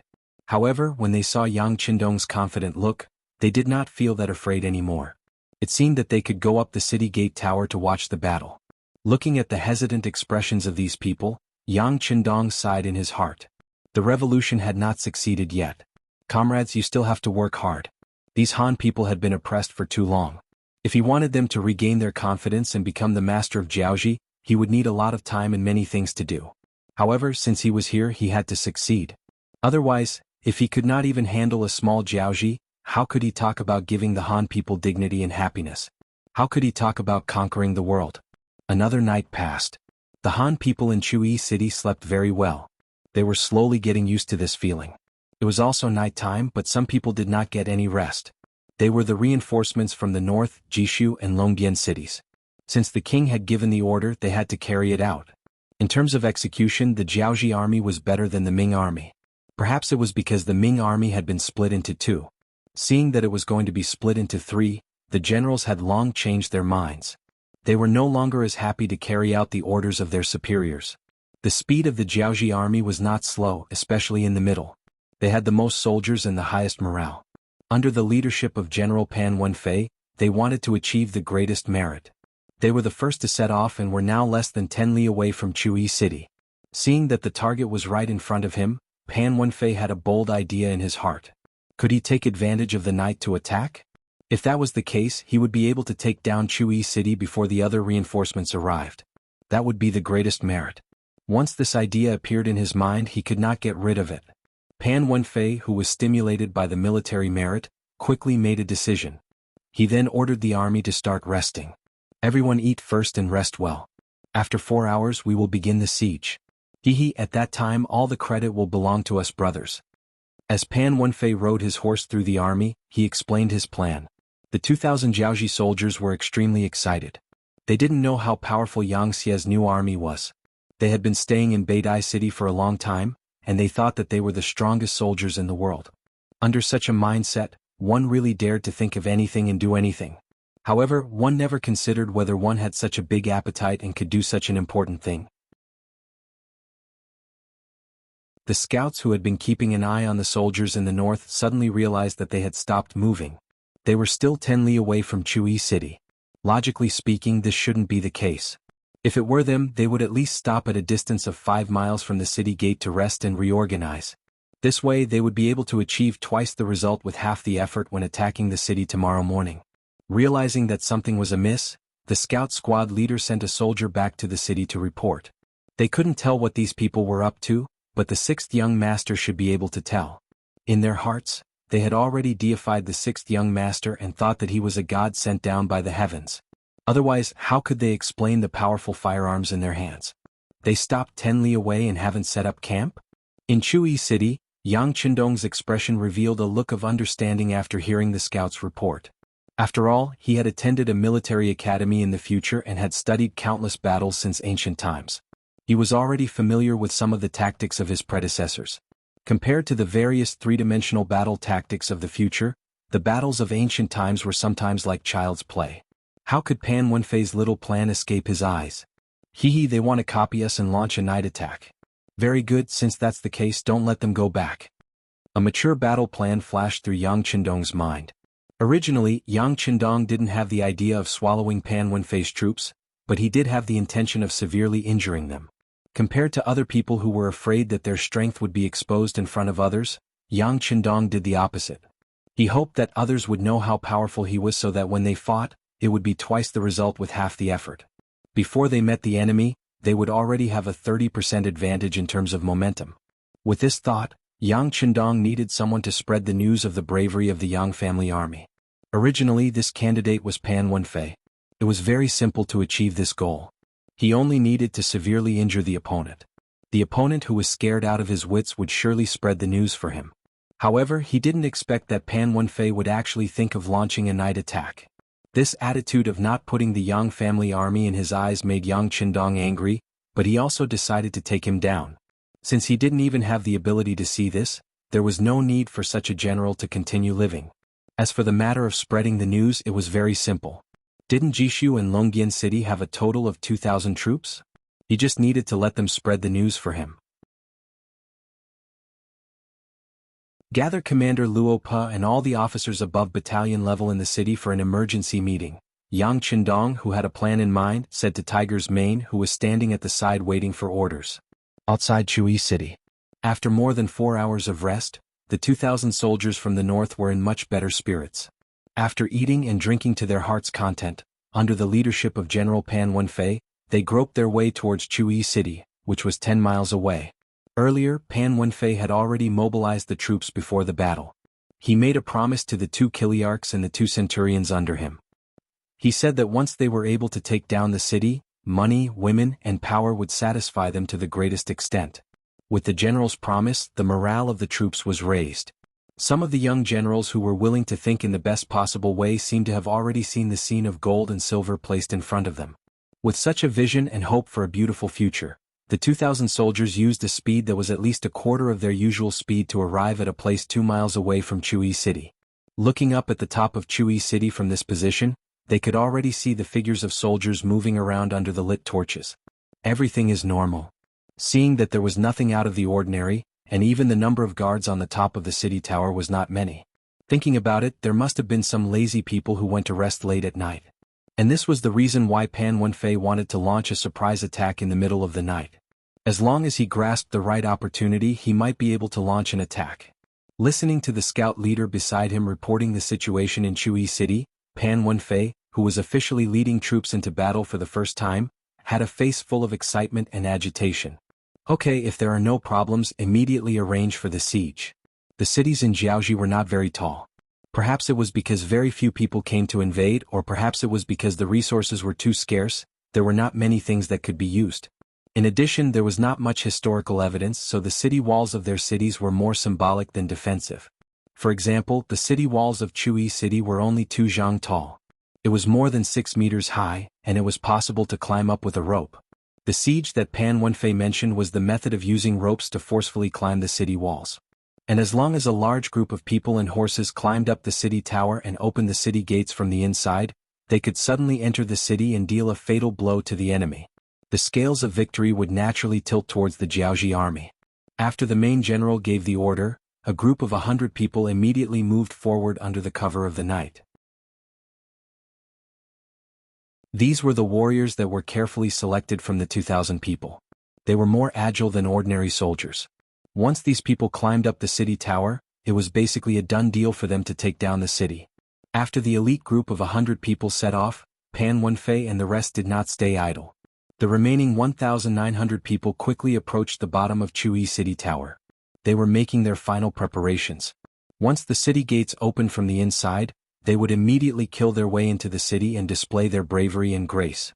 For a moment, Chui City, which was originally shrouded in darkness, had black shadows moving continuously on top and bottom of the city walls. It was as though a large army was pressing down on the city. Creak. Just as the soldiers climbing the city tower and Bei Feng's troops were moving towards their target, the originally tightly shut west city gate suddenly opened from the inside. The sound of the heavy city gate opening was extremely shocking in the dark night. What's going on? The sudden change caused Bei Feng's troops to stop in their tracks. The soldiers looked at the Dekarches looked at the Centurions looked at the Kiliarchs, and the Kiliarch's gaze naturally landed on the dumbfounded General Pan Wenfei. At this moment, Pan Wenfei was also at a loss. He did not understand why the city tower opened on its own so quickly. Because of this, he said without any principles, "Is it because the enemy knows that we are here and knows that they can't defeat us, so they are opening the city gates and surrendering?" Even the stupidest person would not believe this sentence. They did not know whether to laugh or cry at General Pan Wenfei's overly good self-suggestion. Charge! Just as the general and the soldiers' faces were sluggish, the sound of footsteps suddenly came from the originally pitch-black gate. After that, countless figures leaped out of the city gate like fish. 1, 2. There were countless of them. At this moment, there was no need for Pan Wenfei to say anything. Everyone understood what was going on. This was not because the enemy was afraid of them and had surrendered. They were already prepared and were about to charge out. Pan Wenfei, who was leading troops for the first time, was indeed shocked by the scene in front of him. In the past, when he was an armchair strategist, the things he did and his predictions were all wishful thinking. For example, in his imagination, when two armies were fighting, they would listen to him. Whoever he wanted to win would win. How could there be such an unexpected event like this happening before his eyes?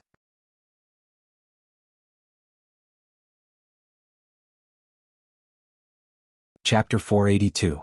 Things didn't develop as he expected and Pan Wenfei lacked flexibility. His brain wasn't working properly and he could only rely on a Chiliarch beside him to remind him. "General, the enemy is prepared. Should we kill or retreat? Quickly make a decision." "We can't retreat." With this reminder, Pan Wenfei came back to his senses and said decisively. The morale that he had gathered with great difficulty would crumble in an instant if he retreated. Then the army would be defeated like a landslide. Although he might be able to leave safely under heavy protection, this was not what he wanted to see. Since he was already here, Pan Wenfei naturally wanted to show off his achievements by showing up here in such an active manner. With the idea of the brave winning when two armies met, Pan Wenfei, who was still a man, pulled out the saber at his waist and pointed it forward as he shouted the word "charge." Despite Pan Wenfei's bravery, his performance was still not enough in front of the mercenaries who were already prepared for this. When he shouted the word "charge," there were only a few torches on Chuyi City Gate Tower, but suddenly there were many more torches. It was as if a fire dragon had suddenly appeared and lit up the entire City Gate Tower. The sudden appearance of the densely packed torches and an endless crowd of people was quite a shocking sight to behold. The appearance of the torches also shocked the elite warriors who were trying their best to climb up the City Gate Tower. Some of the weaker ones naturally fell from their waist. In fact, other than a row of Lung Feng, the rest of the people who appeared on the City Gate Tower were all ordinary citizens of Chuyi City. They were summoned by Yang Qindong to watch the battle in the middle of the night. Using the words of the sixth young master, If these people wanted to live here in the future, they must have confidence in the mercenaries. Watching the battle and witnessing the powerful military strength of the mercenaries was like a shot in the arm, allowing them to quickly change. However, under the darkness, how could the soldiers in the north know this? When they saw the black figures on the city gate tower, they instinctively thought that it was the enemy. When they saw that there were so many of them, they naturally became timid. It was also at this time that Lung Feng, the auxiliary soldiers, and the temporary auxiliary soldiers rushed out of the city gates and arrived. Under the unified and deafening roar of kill, the 95 style and 88 assault rifles fired in unison. In just a single exchange, many Beiju soldiers lost their lives.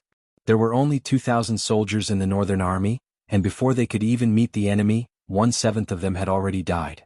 This kind of fighting spirit could be imagined. Some of the Northern Army soldiers who were responding to General Pan Wenfei's order to charge could not help but stop moving forward. Then cold sweat broke out on their foreheads and their faces turned ashen. Temporary auxiliary soldiers, it's time for us to perform meritorious deeds. Charge. A few temporary auxiliary battalion commanders saw that the opportunity had arrived. Without any explanation, they shouted loudly and ran forward with their crossbows in hand. They were prepared to fire the moment they got close enough. The saying of an army pressing on the border described the current situation of the temporary auxiliary soldiers. They had already been caught off guard, and many of their soldiers had died before they even met the enemy. At this moment, the soldiers of the north were already terrified. Coupled with the sudden attack of the temporary auxiliary soldiers, at this moment their morale, commitment and courage had all disappeared. The only thing they could do was to instinctively turn around and run. However, it would take time for the charging army to suddenly turn around and run.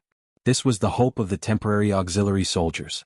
They only had crossbows in their hands and did not have the advantage of long-range combat like Lung Feng and the auxiliary soldiers. If they wanted to perform meritorious deeds, if they wanted to join the auxiliary soldiers, they needed to have enough military merits.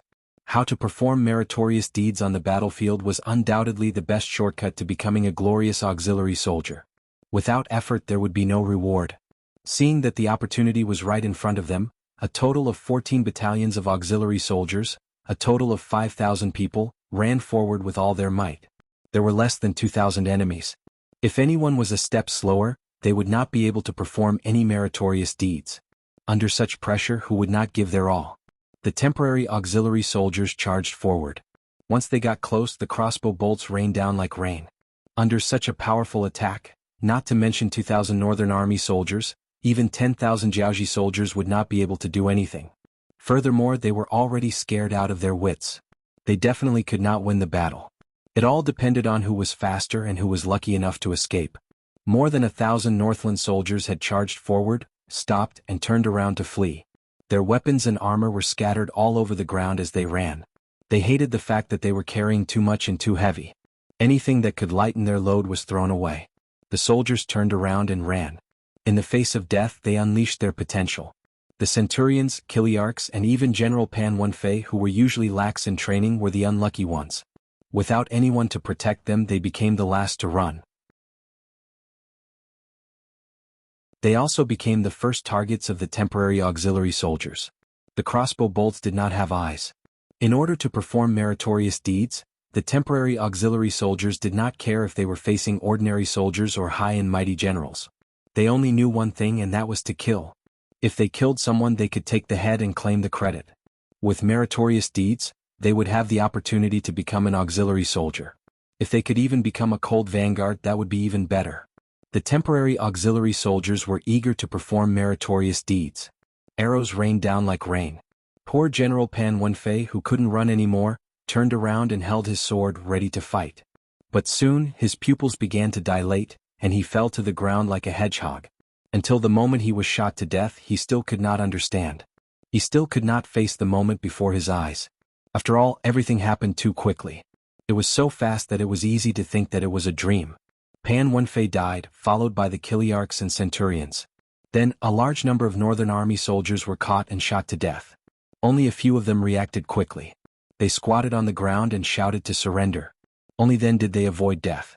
A total of 2,000 Northern Army soldiers. In less than 2 hours, the battle was completely over. After counting, not a single one of the 2,000 soldiers managed to escape. This showed how much the temporary auxiliary soldiers wanted to perform meritorious deeds. From the mouths of the captured soldiers, they found Pan Wenfei, whose body was full of crossbow bolts. When Hong Jin saw this scene, he was so frightened that he sucked in a breath of cold air. After witnessing the power of the mercenaries once again, he finally understood why he lost so miserably. Compared to the powerful Jiaoji army in the eyes of others, the Jiaoji army was nothing but a man-eating wolf. In front of the mercenary tiger army, the Jiaoji army was nothing. Pan Wenfei was eager to perform meritorious deeds and had already revealed too many flaws. Even if the two armies were to fight head-on, there would be no chance of victory. In front of the mercenaries who had strong morale, strong fighting spirit, advanced weapons, strict military discipline and elite qualities, there was no army in the world that could be their opponent. There were probably very few who were qualified to be their opponent. Not only Hong Jin, but the civilians on the city gate tower were also completely shocked when they saw this scene. Although most of them had not experienced war, this term was only what they imagined it to be. However, they had heard from the older generation that war was either a matter of life and death. As the saying went, a general's success was built on the bones of thousands. Victory had always been hard to come by. It required the blood and bones of countless people to accumulate. How could it be as simple as what they saw? One group of people kept charging and the other group kept retreating. How could it be as simple as what they saw? One group of people kept charging and the other group kept retreating. The Han civilians of Jiaoji witnessed the heroic performance of the mercenaries on the battlefield. While they were sighing at how easy it was to win, their hearts were filled with boundless admiration and respect for this army. None of the 2,000 enemies managed to escape. None of the auxiliary soldiers who charged out were killed. Only a few of them suffered from varying degrees of injuries. This kind of result that could be considered as a complete victory shocked the 2,000 Han civilians of Chuyi City. It filled them with confidence for their beautiful future. At the same time, some of the Jiaoji citizens who originally had other thoughts also began to give up at this moment, putting away all of their negative thoughts. Hurry up and clean up the battlefield. Set up the Jingguan. Seize the time to rest. There are still enemies coming at dawn. The shouts of the officers rang out continuously below the city gate. Then, groups of mercenaries shuttled back and forth busily.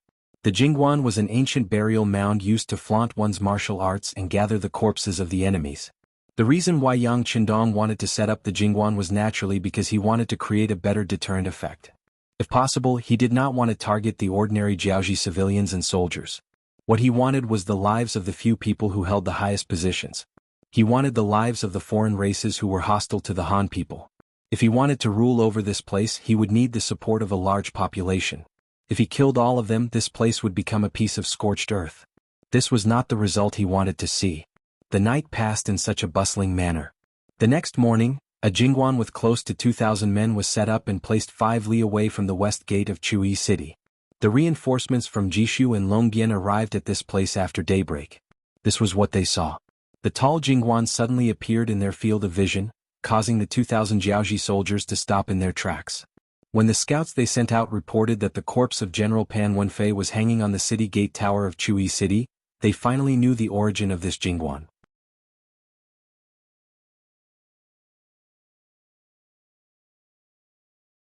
Chapter 483.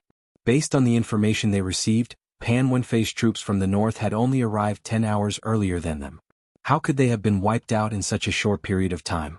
If that was the case, what kind of terrifying enemy were they facing? While the 2 reinforcements were analyzing the situation, the 6 auxiliary battalions left the city after a good night's sleep. After yesterday's victory, Yang Qindong intended to increase the combat strength of the auxiliary soldiers. This time he did not send out the most elite Lung Feng. However, even with 3 auxiliary battalions in each direction, there were only a little more than 1,000 men. They were far from a match for the 2 Jiaoji reinforcements. When the 3 auxiliary battalions suddenly appeared in each direction, the 2,000 reinforcements sent by Jishu City and Longbian City resisted for a while. When they discovered that the advanced firearms in the auxiliary battalion's hands could cause a large area of long-range damage to them without waiting for them to engage the enemy, they finally understood the strength of their opponents when they saw the soldiers in the front line falling to the ground one by one with the sound of gunfire.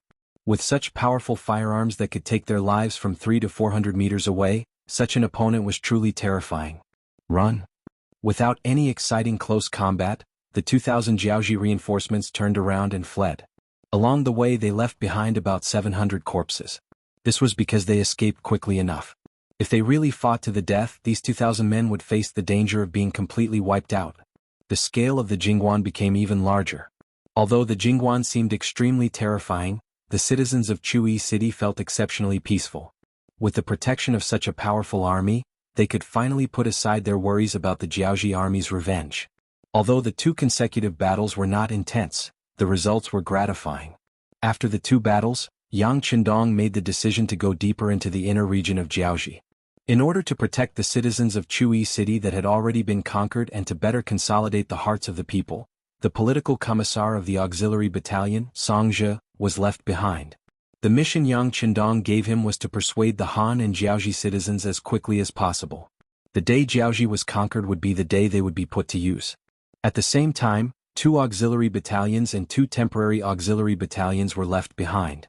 With this military strength, it would be enough to defend the city even if the enemy was several times stronger. After arranging everything in the city, Yang Qindong brought the 3rd Battalion of the 2nd Regiment, the 6 battalions of the Auxiliary Army, and the 14 battalions of the Auxiliary Army, a total of over 7,000 people, and headed towards Beidai City in the direction that Pan Wenfei had come from. At this moment, Chuyi City, which was facing Chuyi City, had already changed hands. When Battalion Commander Qin Bo of the Cold Front brought the 2nd Battalion and 2 auxiliary battalions to Chuyi City, which was still open, the unguarded Chuyi City was swallowed up in an instant. Of the 40,000 citizens in the city, less than 2,000 managed to escape. The remaining 38,000 people, including the 3,000 Han, were all locked up in the city. Qin Bo's appearance was like a heavenly soldier descending from the heavens, causing the commoners in the city to close their doors. Everyone's expression changed. The originally bustling city instantly became much emptier, as if it was a dead city, cold and cheerless. Qin Bo did not choose to search every house like he did in Chuyi City. Instead, he first sent a battalion of auxiliary soldiers to occupy the city towers and a company of soldiers to guard every gate. Then he sent men to seal the treasury of Chuyi City, obtaining large amounts of food and a small amount of gold and silver. With sufficient food, Qin Bo ordered the remaining battalion of auxiliary soldiers to patrol the streets, maintaining the security of the city. The remaining Cold Front battalion became a mobile force, preventing any large-scale mutiny from occurring in the city. This was something that could not be helped. He only had 12 companies of 1,200 men, and to maintain the security of a city of 40,000 people, coupled with the fact that he was a newcomer, he had to be wary of any enemies that might appear at any time. His military strength was truly lacking. If not for the fact that he knew that the 6th young master would be arriving soon, he would have already thought of leaving after robbing the treasury. The 2,000 citizens of Jiaoji who had escaped quickly spread the news of the fall of Chuyi City. 200 li behind them was the capital of Jiaoji, Haniai City. When the news reached there, it caused chaos in the city. If not for the protection of the 30,000 Jiaoji soldiers stationed here, no one knew what would have happened. Jiaoji Palace. King Lili also received the news. His face was filled with disbelief, but at the same time he was confused. It wasn't just King Lili who couldn't figure it out. Even the officials who had been urgently summoned couldn't figure it out. How could Beidao City change hands without any warning? Why was there not even a basic warning or resistance? What was the defending general, Pan Wenfei, doing? Fortunately, Prime Minister Yuan Chunqing, who arrived at the end, gave an answer. He said that Pan Wenfei was eager to gain merit, and took all the soldiers in Chuyi City to attack. At this time, the news of the Chuyi City being placed in the capital had not yet spread. Naturally, no one knew whether Pan Wenfei was dead or alive. However, losing Beidai City was a fact. Just based on this, King Li, who was sitting high above, vented his anger and said, "Pan Wenfei is an idiot. He only knows how to attack and not defend. He is an idiot.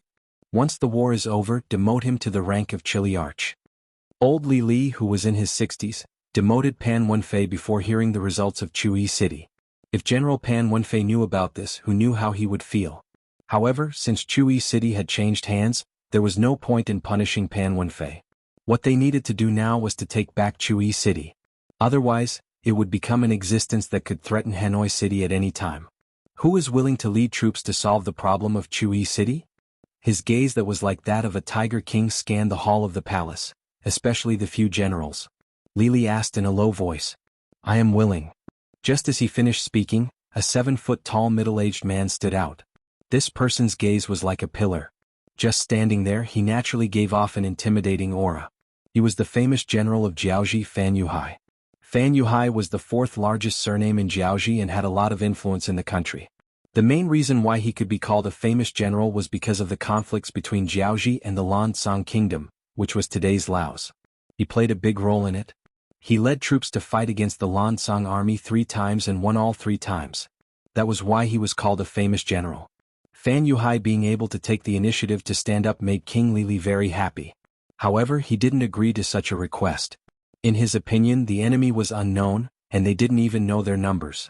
The only thing they knew was that they were mercenaries. Under such circumstances, if they sent out a famous general and lost, the morale of the entire country's army would be greatly shaken. Not agreeing to Fan Yuhai's request, Li Li's gaze landed on another general called Huang Hua. In comparison, this person was shorter. However, he had led troops to fight against the Lansang army. Although he did not have any outstanding achievements, he had been on the battlefield and seen blood. General Huang Hua, this king orders you to lead 5,000 troops to Beidao City. Are you willing to accept the order? Although it was a question, anyone could tell that if Huang Hua dared to disagree, he would not have a good time. This subject is willing to accept the order. How could Huang Hua not see the king's intention? Although he himself was not willing to accept this task since he was named, he already had no other choice. Very good. You can lead the troops with peace of mind. According to the reports, the number of mercenaries is less than 10,000. The Liangshan region should be their main force. You shouldn't have to face many enemies. Li Li comforted Huang Hua. After speaking, he looked at Prime Minister Ruan Chunqing and said, "Send someone to tell Chen Heijin and General Ruan Gingwang to end the battle quickly and show the might of Jiaoji's army." This subject understands. Ruan Chunqing bowed. He could tell that the king was unhappy. He decided to immediately send someone to find Ruan Gingwang and tell him to perform well. Otherwise, the Ruan family would not be able to get any benefits. In the vast and boundless Lang Mountain, the scene of a chaotic pursuit was playing out. Ruan Gingwang led 30,000 troops, and Chen Heijin also led 30,000 troops. They were only facing Wu Sheng's Cold Front Battalion and 2 auxiliary battalions, totaling 1,200 people. 60,000 against 1,200, with a ratio of 50 to 1, the result seemed to be set in stone. However, the truth was the opposite.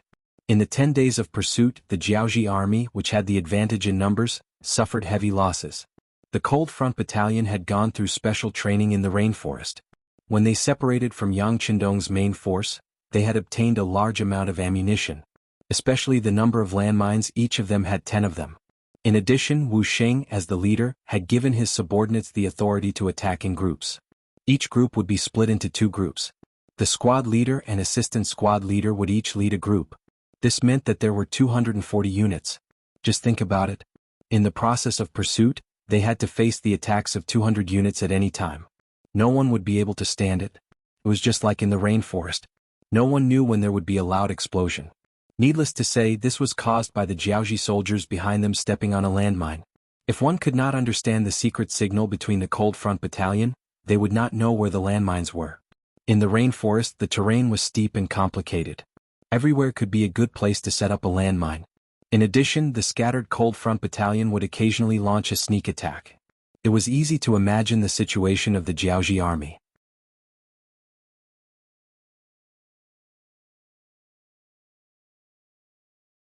Chapter 484. In front of a low-lying ditch, there were 5 Lingfeng brothers lying in ambush around it. The trench was naturally formed. After years of being watered by the rain, soil erosion was severe, causing the water in the trench to be knee-deep. An invisible landmine was buried under the trench. The reason why the landmine was buried here was because the area was surrounded by large trees. In comparison, only this low-lying area was suitable for humans to walk through. During their training in the rainforest some time ago, Yang Qindong had mentioned that such a place was often the only way for humans to travel. The 5 Lung Feng brothers surrounded the trench. There was one person on each of the 2 large trees on the left and right. They looked down from above. Not only could they kill the enemy from above, they could also act as sentries. 2 Lung Feng warriors were also hiding in the bushes on the left and right of the trench. They were in charge of catching the fish that might have fallen into the net after passing through the trench. The last person was the leader, the squad leader of the 5. He was in charge of maneuvering. He was in charge of luring the enemy and retreating. Do not underestimate the task of luring the enemy. He could only lure a large number of enemies if he did it well. On the other hand, no matter how good the trap was, it would only be a beautiful decoration if no one fell for it. Squad leader, there are enemies 200 meters to the southeast. Squad leader Lung Feng, who was leaning against a large tree and chewing on a fresh leaf, heard his comrades shout. 15 minutes ago, this squad leader had lured a Jiaoji corporal out. In less than the time it took to drink a cup of tea, he killed all 5 enemies near the puddle. Then he dragged the bodies of the dead enemies to the bushes to hide them. After doing all this, the squad leader wanted to rest and recover his strength, but he heard his comrades' warning. The enemy was in order. The squad leader, who was resting with his eyes closed, suddenly opened his eyes. Like a venomous snake that had spotted its prey, he arched his body and shot out. Naturally, the direction was southeast. He wanted to lure the enemy over and eliminate them without leaving a trace. With Lung Feng's spear skills, even in an open battle, the Jiaoji army would not be a match for him. However, in this dense forest, there were no logistical supplies. The ammunition that the soldiers brought with them was depleted. In order to complete the glorious mission that the 6th young master had entrusted to them, they needed to conserve their strength as much as possible. In that case, how to lure the enemy in front of them and hunt them down would become a test of their abilities. The squad leader shot out like a catapult. In just a few breaths, he appeared in the southeast direction. Since he had no intention of hiding himself, he was seen clearly by a squad leader of the Jiaoji army not far away. There's an enemy over there. Follow me quick. He had been in the rainforest for a long time. From time to time he could hear explosions and gunshots in the distance, but he had never seen an enemy. This inevitably made Xinchang feel like he was dealing with ghosts. Now that he finally saw a living opponent, how could he let him go? After a loud shout, the 9 soldiers behind him followed him and chased in the direction where Lung Feng had disappeared. On top of the 2 giant trees, the 2 Lung Feng soldiers who had seen the movements of the Jiaoji army made a hand signal to their comrades below the trees. After informing them that there were 10 enemies, they raised their 95 style and stared at the 2 people in front and behind the enemy. It was impossible to keep an eye on 10 people with 2 guns. However, as long as they kept an eye on the head and the tail, the enemy would not be able to escape. This was common knowledge that they had to master during their training. Due to the appearance of Yang Qindong, the experience gained by countless predecessors in the future had become knowledge that was stored in the minds of the Lung Feng soldiers. The squad leader, who had no idea that he was being targeted, was so excited that he wanted to catch his opponent. He yelled as he led his 9 brothers to chase after squad leader Lung Feng. Under Lung Feng's intentional bait, the distance between the 2 parties was maintained within 50 meters. At such a distance, the enemy would not lose sight of them and would not be able to hurt them with arrows. One had to know that in this environment where there were tall trees and bushes everywhere, sometimes even a bullet would miss, let alone an ordinary bow. As expected, after shooting a few arrows consecutively without hitting the target, the squad leader decisively ordered the soldiers to stop shooting and focus on their legs. They had to speed up and catch up with the enemy who appeared and disappeared like a ghost. As one of the black soldiers under General Qin Jinhe, the 10 of them were considered the cream of the crop in the Jiaoji army. Just like in the rainforest, they were able to run as fast as they could. It was not much different from running on the open ground. Elites naturally had the confidence of elites. It was because of this confidence that they did not give up on chasing after the enemy even though they knew that something was wrong. This was how the truly powerful were. They were not afraid of any schemes and machinations with their valiant strength. The enemy's speed was very fast.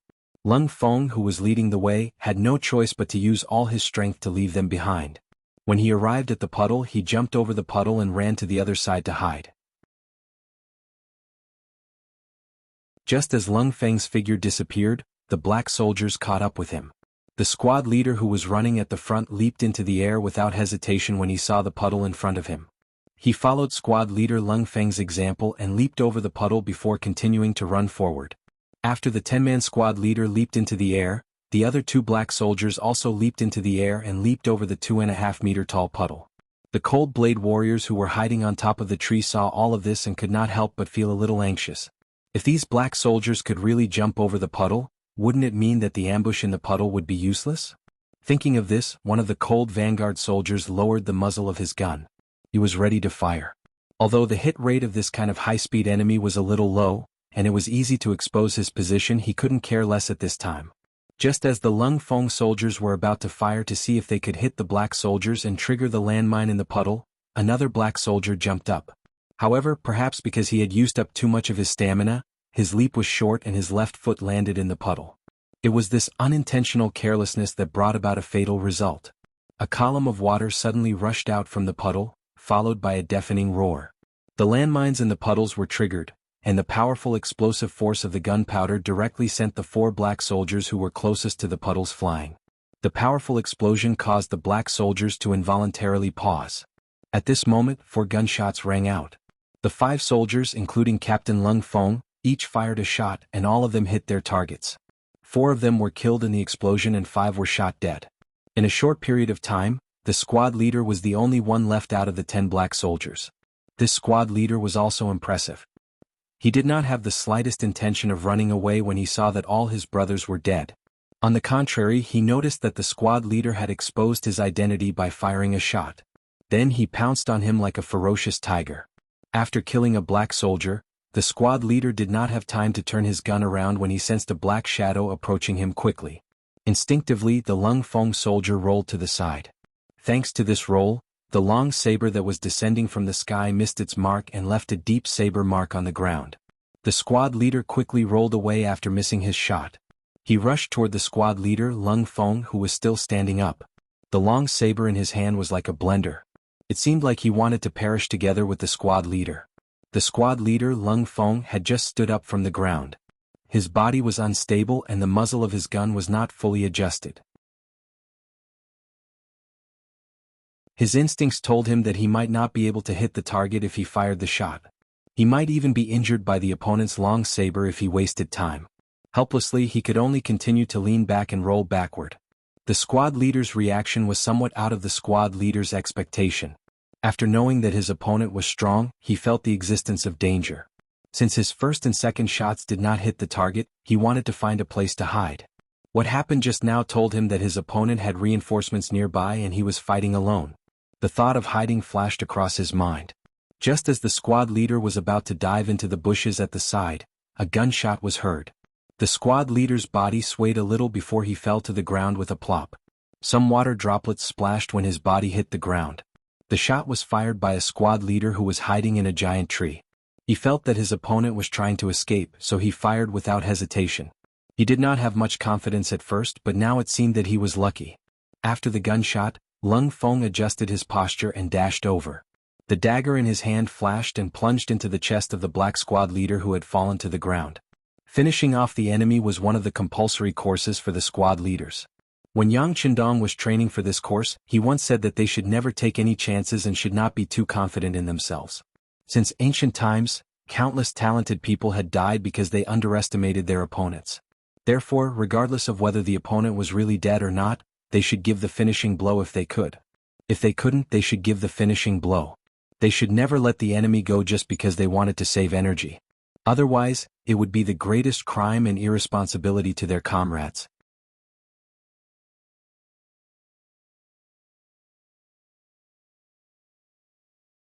Chapter 485. After the last stab, the black soldier's body trembled again. It was a normal reaction before death.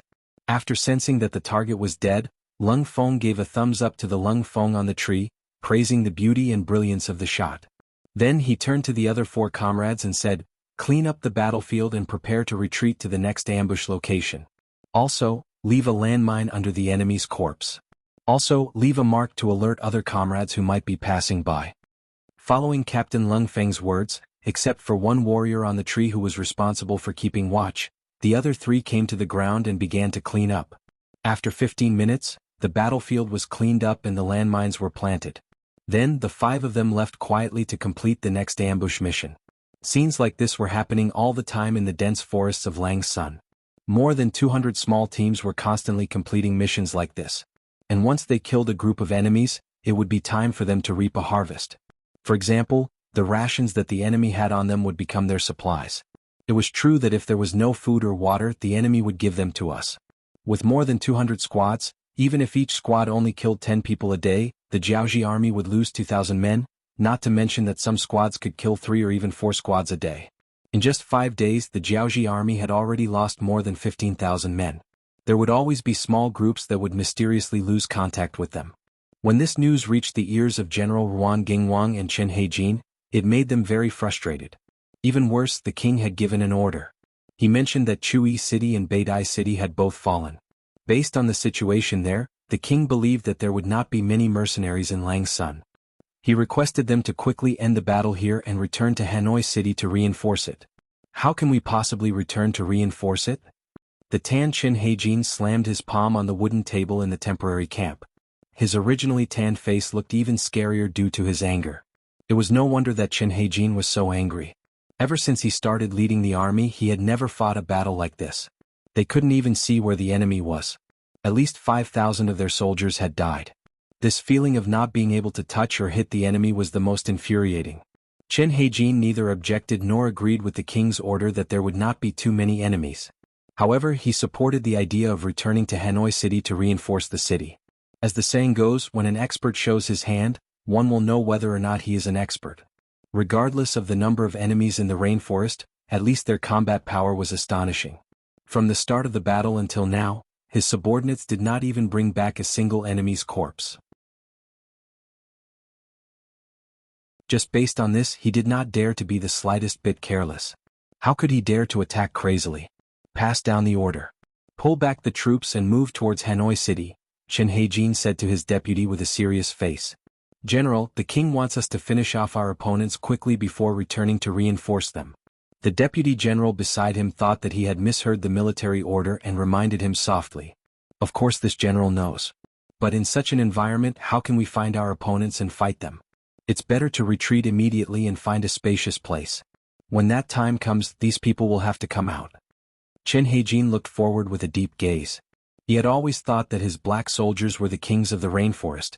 However, after encountering an opponent stronger than himself, he realized how useless it would be to continue fighting like this.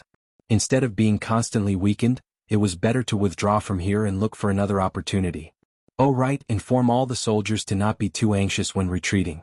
All the troops must be close to each other to prevent giving the enemy any chance to attack.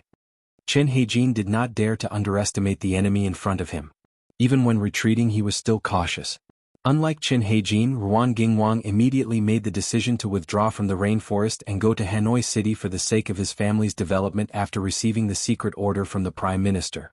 In order to achieve this goal in a shorter period of time, he made the decision to allow each army to retreat on their own. From his point of view, since he had already decided not to fight, the mercenaries would not be so stubborn as to not let him go. Because Ruan Gingwang's order to retreat was very urgent, many of the troops scattered outside did not have time to retreat. However, he did not consider this. According to the Prime Minister's secret letter, returning to Hanoi as soon as possible was the most important thing. Everything else could be put aside for now. Leading the 10,000 Jiaoji soldiers, they quickly advanced through the rainforest of Mount Liang. This kind of military operation caught the Cold Vanguard Army off guard. When Battalion Commander Wu Sheng, who was leading the team, heard the news from the scout, he was still in a daze. Battalion Commander, it must be because the 6th young Master Sun Bian gave them too much pressure. These people can't take care of us.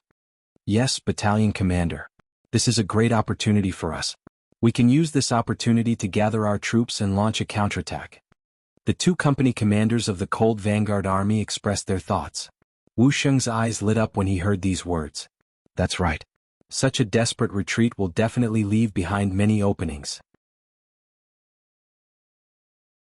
Even though the Cold Vanguard Army had been wearing down the Jiaoji Army's forces, they had been searching for opportunities while defending or fleeing.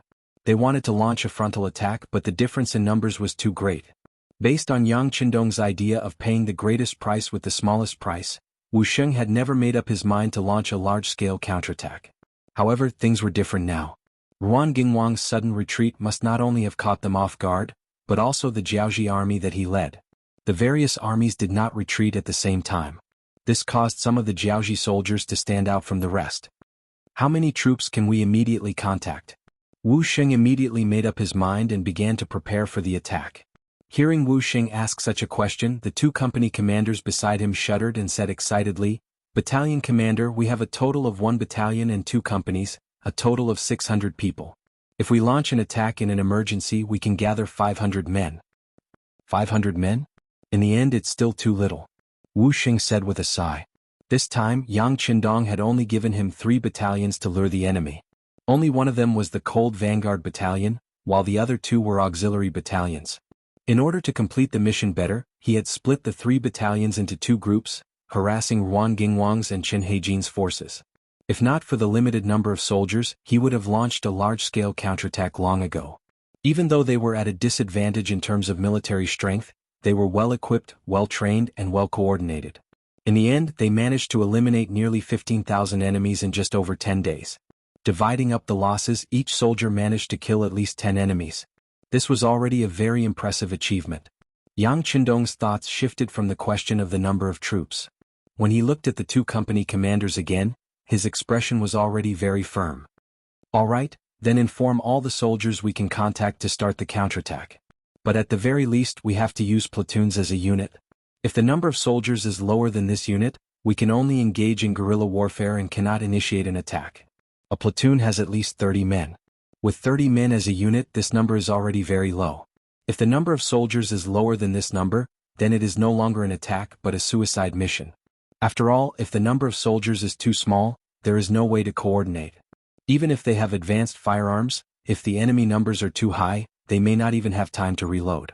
If the battle really escalates to close quarters, then the losses of the Cold Vanguard Battalion would be unavoidable. This would make Wu Sheng have no choice but to answer to Yang Qindong. The orders from the battalion headquarters were quickly relayed through the Cold Vanguard Battalion's unique method of communication.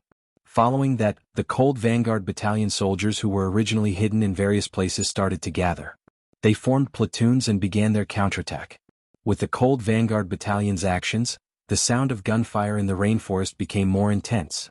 Once they formed a platoon, they would appear in the open in front of the Jiaoji soldiers who were still searching for them and wipe them out. Under the long-range attacks of the Type 95 and Type 81 rifles, the Jiaoji centurions and Kiliarchs who thought they had finally found their targets and were able to contribute greatly to the battle began to flee in all directions. An unorganized army was just a bunch of stragglers who couldn't withstand a single blow. Even though the Cold Vanguard Battalion didn't have many soldiers, they were all elites. Every time they fired a clip of bullets, a few Jiaoji soldiers would be killed. A platoon of Cold Vanguard Battalion soldiers could charge up to 300 to 400 people at a time. The Jiaoji soldiers who were lucky enough to survive were also terrified. They no longer had any intention of exterminating the mercenaries. Once they had the chance, they would flee in all directions. They couldn't form any effective resistance. Ruan Gingwang, who was retreating back to Hanoi City, originally planned to gather his troops as he retreated. However, along the way he only managed to gather less than 5,000 men. When he heard that at least 5,000 soldiers were killed by the mercenaries or escaped to God knows where, he clenched his teeth in anger. "General, should we go back now and fight the mercenaries until both sides suffer, or should we continue to retreat?" Seeing that the death toll was increasing, the Kiliarchs didn't dare to make a decision on their own. They could only pass the problem to Ruan Gingwang.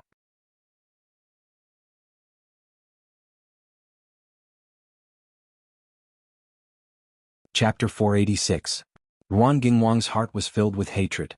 His face was so dark that it was almost dripping water. However, after a moment of hesitation, he gritted his teeth and said, "Retreat. Don't bother about the others. The safety of the king comes first."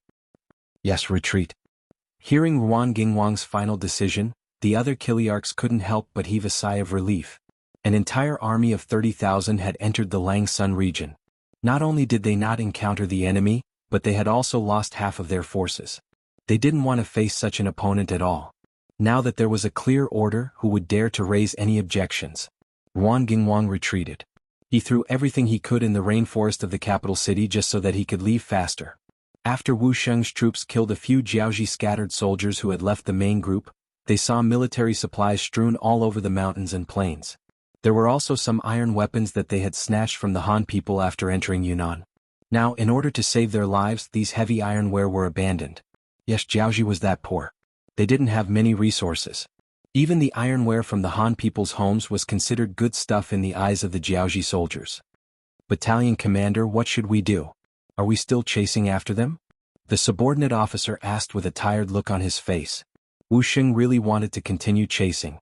This way he believed that he would be able to reap some benefits when facing an army without any morale. However, he knew that the soldiers of the Cold Vanguard had been fighting continuously for more than 36 hours. They were really too tired. If they continued chasing, there would definitely be soldiers who would leave the army due to exhaustion. Since he had brought these people out, he would naturally try his best to bring them back. Tell the soldiers to find a place to bury these ironware and mark it. Then find a safe place to rest. Yes. The officers below couldn't help but heave a sigh of relief when they heard that they could finally rest.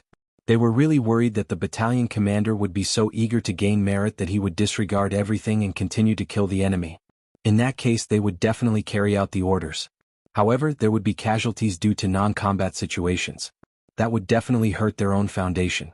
After this battle in the rainforest, the combat power of all the soldiers who participated in the battle had increased by more than one level. Such elites would naturally become the backbone of Cold Vanguard in the future. Losing even one of them would be a heart-wrenching matter. When the mercenaries stopped chasing, Ruan Gingwang could finally breathe a sigh of relief.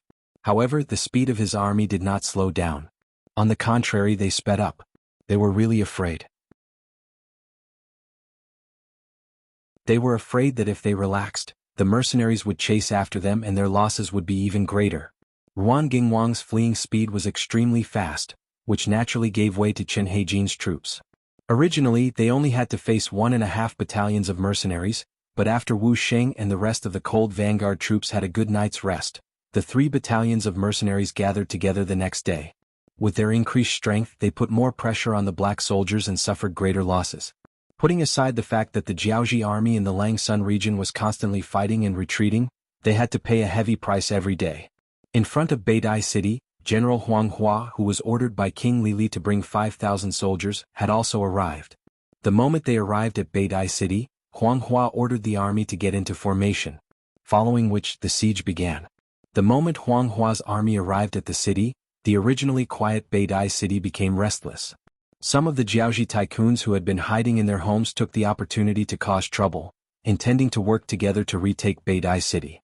The reason why these tycoons dared to make a move was because they had already seen that there were not many enemies, only about 1,000 of them. This was the reason why they dared to make such a huge bet. 2nd Battalion Commander Qin Bo, who had long guessed that such a situation would occur, first withdrew his army, then arranged for 2 companies of auxiliary soldiers to be stationed at the west gate. They were only waiting for the guards organized by the rich and powerful in the city to rush over, and then a burst of continuous fire. After a series of concentrated gunshots, nearly 100 corpses were left behind in front of the western gate. Only then did the rich people feel fear. Feeling fear, they retreated to their own courtyards and placed all their hopes on the Jiaoji army outside the city. After dealing with the internal threat, Qin Bo focused his attention on the Jiaoji army's siege. From afar, there were countless Jiaoji soldiers standing at the west gate of Beidai City. In comparison, there were only 3 battalions of Yang family soldiers guarding the city. However, this disadvantage in numbers didn't make Qin Bo and his soldiers show any signs of fear or worry. They were relying on the firearms in their hands. Brothers, don't panic. Let the enemies come first. When they are 100 meters away, the auxiliary soldiers will open fire and give them a head-on blow. Once they are about to retreat, the Cold Vanguard warriors will use 600 meters as a boundary to reap the lives of the enemies. In short, since the enemies are here, we cannot let them retreat too easily. Everyone remember? Standing on top of the city gate tower, Qin Bo used his nightmare mirror to observe every move of the Jiaoji army. He calmly gave out orders. This wasn't the first time Qin Bo led an army alone. However, in the past he only fought on a small scale within the Ming Dynasty. When he fought against the Huang bandits, he was accompanied by other Ming soldiers and couldn't unleash his full potential. This time, however, there were no restraints and he could fight as he pleased. With Qin Bo's calm command, the Cold Vanguard warriors who were already elites were fearless. Even when facing an enemy 4 times their number, they didn't show any signs of fear. On the contrary, each of them hoped that the enemy would come quickly and not be scared away. They didn't want the credit to fly away from them. The soldiers were of one mind. Qin Bo, who had finished his preparations, led the 3 battalions of soldiers to look ahead with bright eyes. Some of the company commanders and platoon commanders were still mumbling to themselves, "Come on, don't worry, we won't attack you first. We'll come as soon as possible." It seemed like their prayers were effective. The Jiaoji army, who had already set up a formation outside Beidai City, finally moved. A total of 3,000 men, more than half of the army, began to move towards the west gate. There were only 5,000 men. Arranging 3,000 men for a charge was also the idea of the commander, Huang Hua. The intelligence report stated that the entire mercenary army only had about 10,000 men. There must be a portion of them in the Langsun region. The conquered Chui city also needed to be defended. Therefore, there shouldn't be too many enemies in Beidai city. At the very least, there shouldn't be much more than the soldiers under his command. Since there weren't many enemies, Huang Hua decided to send 3,000 men for a charge. He wanted to use the advantage of numbers to suppress the enemy. Perhaps this would be a good start. As for the remaining 2,000 men, there was a reason for that. Once the 3,000 vanguards were successful, the 2,000 at the back would have to join in and achieve victory in one go. However, if the situation wasn't good, the 2,000 men under his command would be able to hold their ground. At the very least, they would have the ability to defend. With this thought in mind, the 3,000 soldiers that Huang Huaxian had sent out began to move. Of the 3,000 men, 500 shield-bearers walked at the front. They were there to defend against the enemy's arrows. Behind him were 1,000 archers who were there to assist in the attack.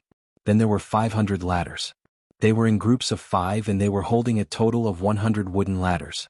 This was to ensure that once the siege began, they could use the ladders to rush to the west gate of Beidai city. Finally, there were 1,000 siege soldiers. They held swords, spears, axes and halberds in their hands. Their weapons were different, but once they reached the top of the tower, it was time for them to display their strength. With the combination of long and short weapons, their attack power was not low. The 3,000 soldiers of the Jiaoji army marched forward in an orderly fashion. From afar they looked like a black mass. As they approached, it felt like dark clouds were pressing down on one's head. When they were still far away, the Jiaoji army moved very quickly. At least, that was the case when they were 400 meters away. They probably knew that within this distance, no one could threaten their safety. However, as soon as they entered the 400-meter boundary, their footsteps began to slow down. The shield-bearers were ready to raise their shields at any time. The archers were ready to shoot their arrows when they were within 100 meters. The ladder-bearers were ready to charge recklessly and set up scaling ladders to besiege the city. As they continued to move forward, when they were 300 meters away, their preparations became more complete. Just like the ladders were originally carried. Now they were lifted and placed at their waists. When the time was right, they could raise them above their heads and charge forward. At a distance of 300 meters, the cold vanguard soldiers could already fire and achieve their goal of killing the enemy. However, Battalion Commander Qin Bo had already given the order to shoot only when the enemy was close enough. As a result, not only did no one open fire, they didn't even turn off the safety on their guns. This was also to prevent someone from getting too excited and accidentally firing, scaring away the fat meat in their hands. If that happened, they wouldn't even be able to find a place to cry. Under the gaze of the 3 battalions of the Yangxia army, the 3,000 Jiaoji army approached 200 meters, 150 meters, 120 meters. Everyone get ready. Release the safety. When they were 120 meters away, Qin Bo's calm voice rang out. Originally he could have waited a little longer. However, he didn't want to wait until they were 100 meters away. He didn't want to wait for the enemy's archers to be able to fire before returning fire. If that happened, who knew if any of the arrows would hit the city walls and injure his soldiers? The losses would outweigh the gains.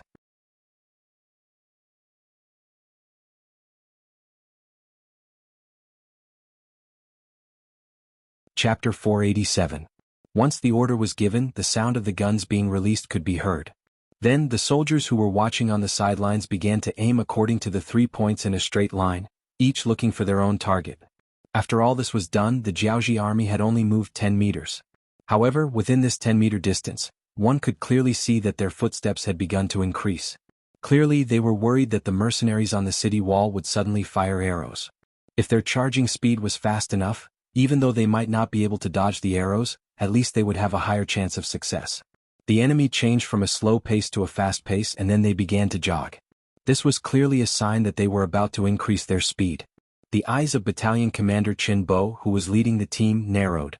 He held the Type 95 in his hand and pressed the butt of the gun against his shoulder. Using this as a support, he assumed a very standard and beautiful standing posture while firing the gun. Not only Qin Bo but all the gunmen were ready to shoot. Now, they only needed to wait for the order to shoot the enemy and make a contribution. Finally, while jogging, the 3,000 Jiaoji soldiers at the front, who were the shield soldiers, had reached the 100-meter mark. The archers behind them also took out their feathered bows and arrows from the quivers on their waists, ready to draw their bows and shoot.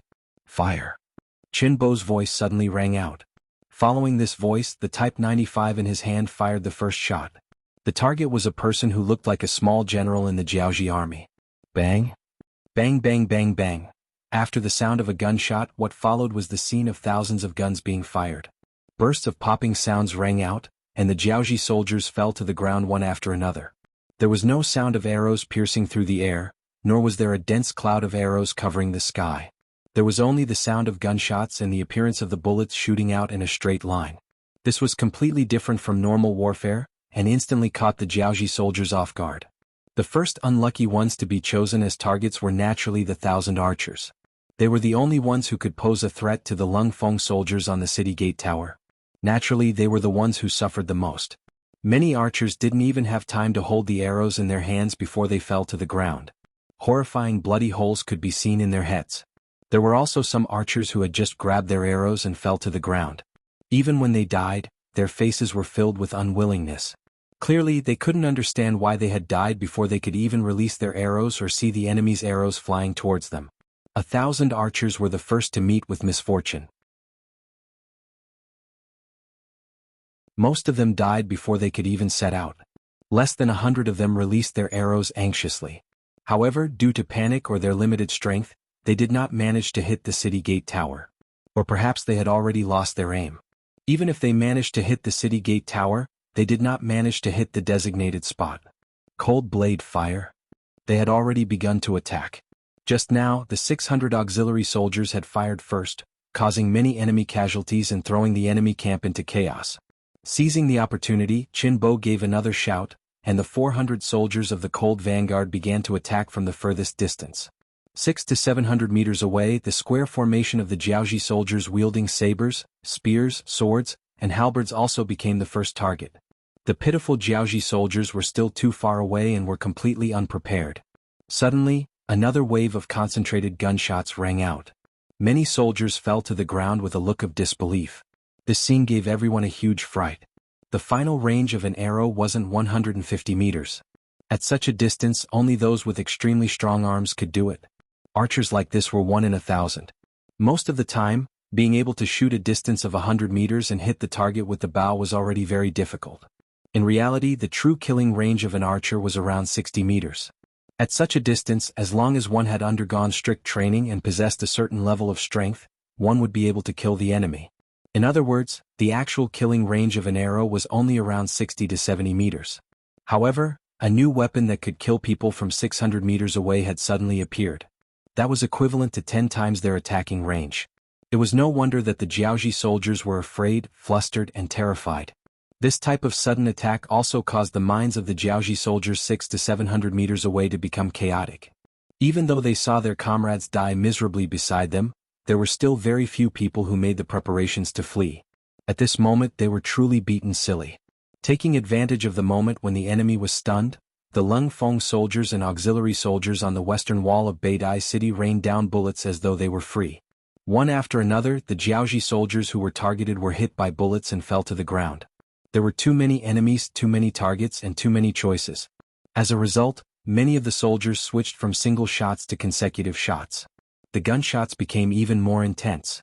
In just a few breaths, too many corpses had fallen below the city wall. The Jiaoji soldiers who were lucky enough to survive finally regained their senses and started to retreat frantically.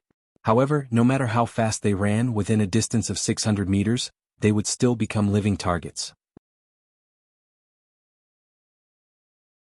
Of the more than 1,000 people who ran back, less than 1/10 of them were lucky enough to survive. After witnessing the power of these advanced firearms, the Jiaoji soldiers had long given up on the idea of attacking the city. They ran as fast as they could. Many of them even threw away their weapons and other unnecessary items on the ground, hoping to move forward with light equipment so that they could run faster.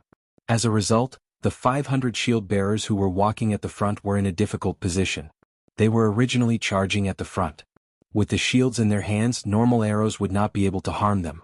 However, even though the shield seemed to be made of iron, its defensive power was greatly reduced in the face of advanced firearms.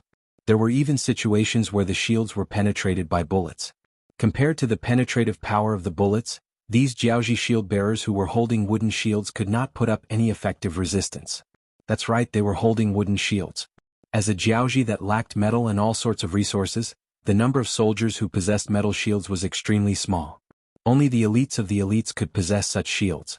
Usually the shields used in the army were only made of wood. It was sufficient to defend against long-range arrows. However, when faced with the sudden attack of bullets, it was naturally inferior. Wooden shields could not block bullets and they were charging too close to the front. As a result, the 500 shield bearers were in an awkward position. Should they run? If they charged too close to the front, they would definitely not be able to escape. Should they charge? With a wooden shield in their left hand and a dagger in their right hand, they were still fine in close combat. However, when faced with a 10-meter-tall city wall, they were powerless. They could neither fight nor flee, especially when some of the 500 shield bearers wanted to retreat but were killed. On the contrary, none of the 450 shield bearers who stood still and did not dare to move were hurt. Instead, they chose to stay where they were. If they stayed where they were, they would most likely become captives and lose their freedom. However, compared to retreating and dying, it was still much better. As a result, a somewhat dramatic scene appeared on the battlefield. The 400 shield bearers seemed to be wandering outside the battlefield. They stood there in an orderly manner, waiting for the judgment of the god of fate.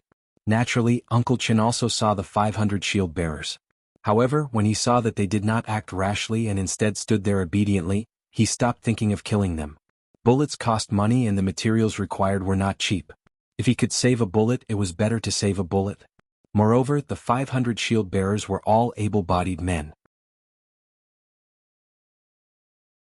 For the sixth young master who placed great emphasis on manpower, this was a considerable gain. Therefore, only a company of auxiliary soldiers were keeping an eye on the shield bearers.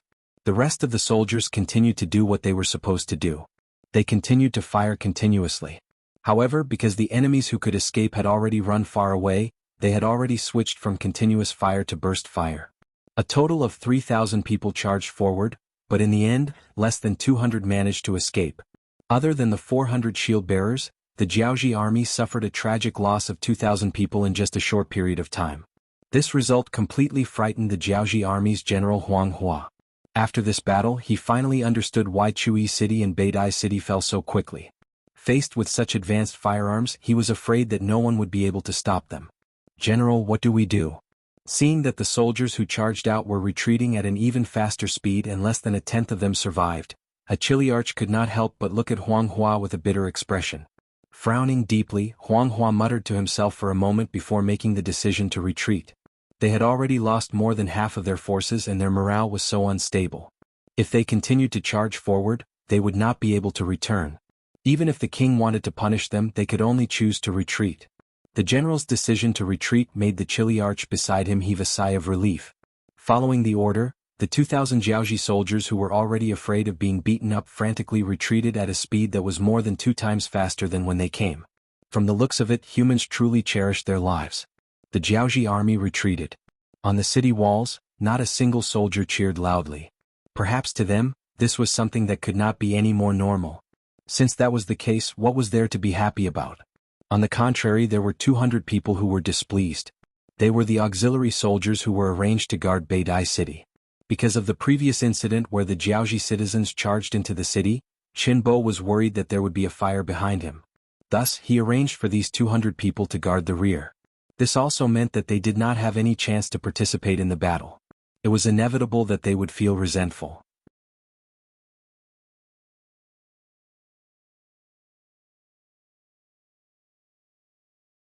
Chapter 488.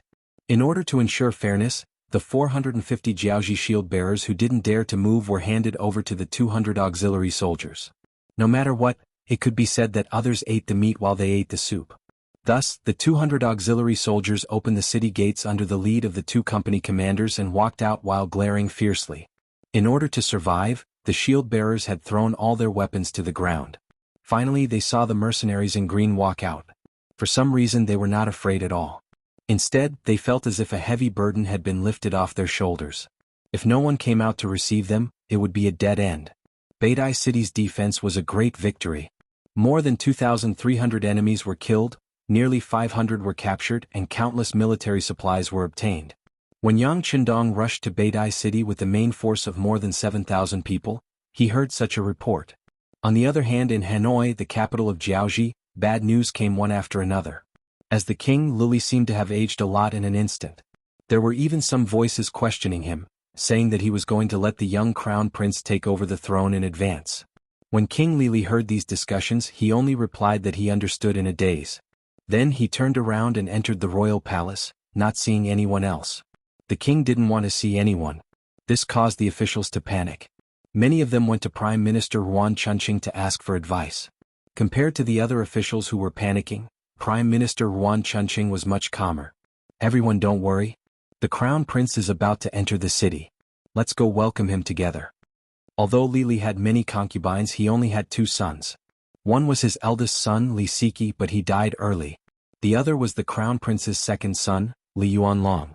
All this time, in order to not have any conflicts with the royal family, Li Yuanlong chose to go to Jiuzhen Prefecture in the south of Jiaoxi. Since he was his father's only son, he wouldn't pass the throne to anyone else. Thus, the crown prince left the capital. Needless to say, this Li Yuanlong was quite capable. According to history, he had indeed inherited Li Li's legacy. During his reign as the king, the strength of Jiaoxi had risen significantly. Geniuses would always show themselves wherever they went. For example, in Jiuzhen County, he relied on the geographical environment near the sea to make Jiuzhen County very prosperous. Of course, it was also because it was close to the sea that he had heard about mercenaries. Occasionally, when he sent out ships to trade with other countries, he would see mercenary warships with 5-starred red flags hanging high above. Compared to the ships of other small countries, the warships of the mercenaries were very domineering in terms of size, water consumption, and attack power. Rumor had it that their ships were equipped with heavy cannons that could sink any hostile ships from a long distance away. Slowly, the ships of the mercenaries became the masters of this area. If other ships wanted to pass through here, they had to pay a heavy tax. Li Yuanlong still remembered the first time he saw a mercenary warship with a red flag hanging high above the sea. Naturally, he was filled with envy when he saw the huge ships sailing past. Since then, Li Yuanlong had given strict orders to his subordinates to not make enemies with the mercenaries. On the contrary, they were to pay taxes on time and not play any tricks.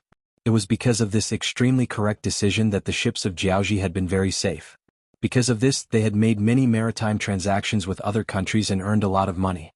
It was a pity that maritime transactions prohibited the use of ironware. Otherwise, Jiaoxi would have been able to obtain even more ironware and increase the strength of its army. However, he never expected that his father and his country would make enemies with the mercenaries and even lead them to kill their way into the country.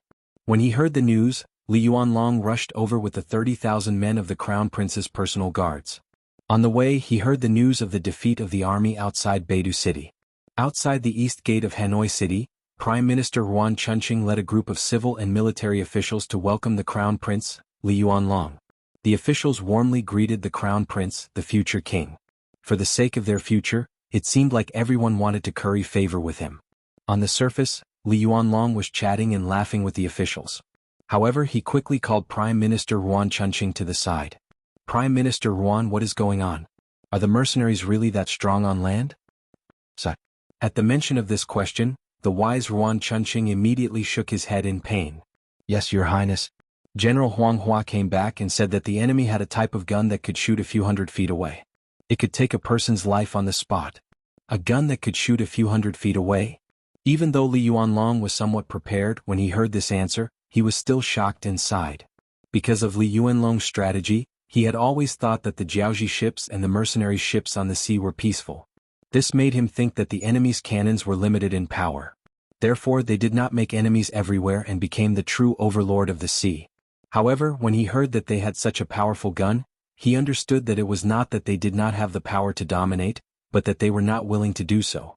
As for the reason, others might not know, but Yang Qindong understood it best. It was that they did not have enough people and manpower. It was because they did not have enough people. Even if they occupied some places now, they would not be able to control them. Facing the enemy's armed forces, he could lead his army to wipe them out, but he couldn't just kill the foreign civilians. If he wanted to rule the world, killing them wouldn't solve the problem. He needed more Han people. Some glory wasn't just for him to enjoy, he needed more Han people to enjoy it together with him. Li Yuanlong was not Yang Qindong. Of course, he did not understand what the other party was thinking. When he heard that the mercenaries had attacked the country, he thought that his father had done something to offend them. Right, Prime Minister Yuan, where is my father? After getting a rough understanding of the situation, Li Yuanlong asked with concern as he walked towards the palace in the city with the other officials. Prime Minister Yuan Chunqing said with an ugly expression. His Majesty the King entered the harem alone. He did not allow anyone to disturb him. Anyone? Does that also include this prince? When Li Yuanlong heard this answer, he was first stunned. Then he thought of something and revealed a look of joy. Yes. The king specifically said that he would not see the crown prince. Yuan Chunqing was much more straightforward when he replied. Since there were some things that could not be avoided, then there was no need to avoid it. Although it was a little bullying, he was the king after all. Furthermore, there was no need to bully a father and son. When he heard this affirmative answer, Li Yuanlong's expression slowly returned to normal. He finally understood that his father had left the mess for him to deal with. If there was a mistake, then it would be his fault. Not only would his father not support him, but he would also criticize him and even take back his authority. On the other hand, if he did it well, then his father would have to abdicate. Li Yuanlong was indeed someone who had been the crown prince for many years. He was able to understand the situation so quickly. This was also why Prime Minister Yuan Chunqing had an ugly expression when he answered this question. However, there was nothing he could do. After all, Li Yuanlong was the king and he was only the king's son. The so-called kinship. I almost forgot. In the face of huge benefits and reputation, there was no kinship in the royal family. After knowing his father's plan, Li Yuanlong did not have any intention of avoiding it. The fact that he had rushed over from Jiuzhen County after receiving the imperial edict was enough to explain everything. If he really wanted to avoid it, he could have just said that he was not feeling well and did not appear. Furthermore, as the crown prince and the future king, Li Yuanlong did not want to see anything happen to Jiaoji. However, since there was a problem, it had to be solved. The heavy responsibility of solving this problem fell on his shoulders. This was his responsibility. Since that is the case, I will have to trouble Prime Minister Yuan to gather all the officials. This crown prince would like to hear their opinions. Since the problem was to be solved, it was naturally Han Xian who gathered the soldiers. The more the better. If he listened to their opinions, he might be able to find a way to solve the problem. Although Li Yuanlong already had a way to solve the problem, it would cost him too much to complete it. If there was a better way, he would not mind accepting and listening to it. Yuan Chunqing knew that the crown prince was going to take over the government in advance, or rather, he was taking the initiative to take over the problem. He first looked at Li Yuanlong with an admiring gaze, then nodded and said, "Okay, then I will gather all the officials and listen to the crown prince's instructions." "Thank you, Prime Minister," Li Yuanlong replied in a respectful tone. After the crown prince entered the city, the first thing he did was to gather the important officials in the front hall of the palace to discuss important matters. All the officials of Jiaoji rushed over. None of them wanted to let go of this opportunity to show their faces. As a result, the hall that could normally only hold 50 to 60 officials was stuffed with over 100 people, making it seem very crowded. Li Yuanlong didn't have the slightest intention of chasing them away. On the contrary, he maintained a smile on his face, showing a very patient look. When almost everyone had arrived, at least no one was rushing over from the outside, he coughed lightly and attracted everyone's attention to himself. With this light cough, the hall quieted down. Then more than 200 eyes stared at Crown Prince Li Yuanlong. They all wanted to hear what this crown prince would say and how he would resolve the predicament in front of them.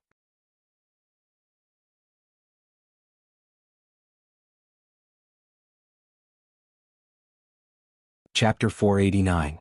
Everyone. After the hall fell silent, Li Yuanlong's voice was heard. "I'm sure everyone knows what kind of situation we are facing now.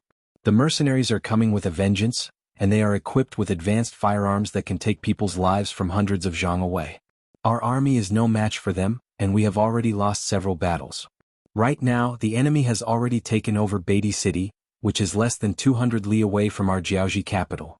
At this time of crisis, I wonder if anyone has any ideas on how to retreat?" After saying this, Li Yuanlong looked at the officials with anticipation. He wanted to see if there were any better ideas. After hearing the crown prince's words, the officials, who were still discussing spiritedly, fell completely silent. In fact, before the crown prince came, everyone had talked about the war in the country more than once.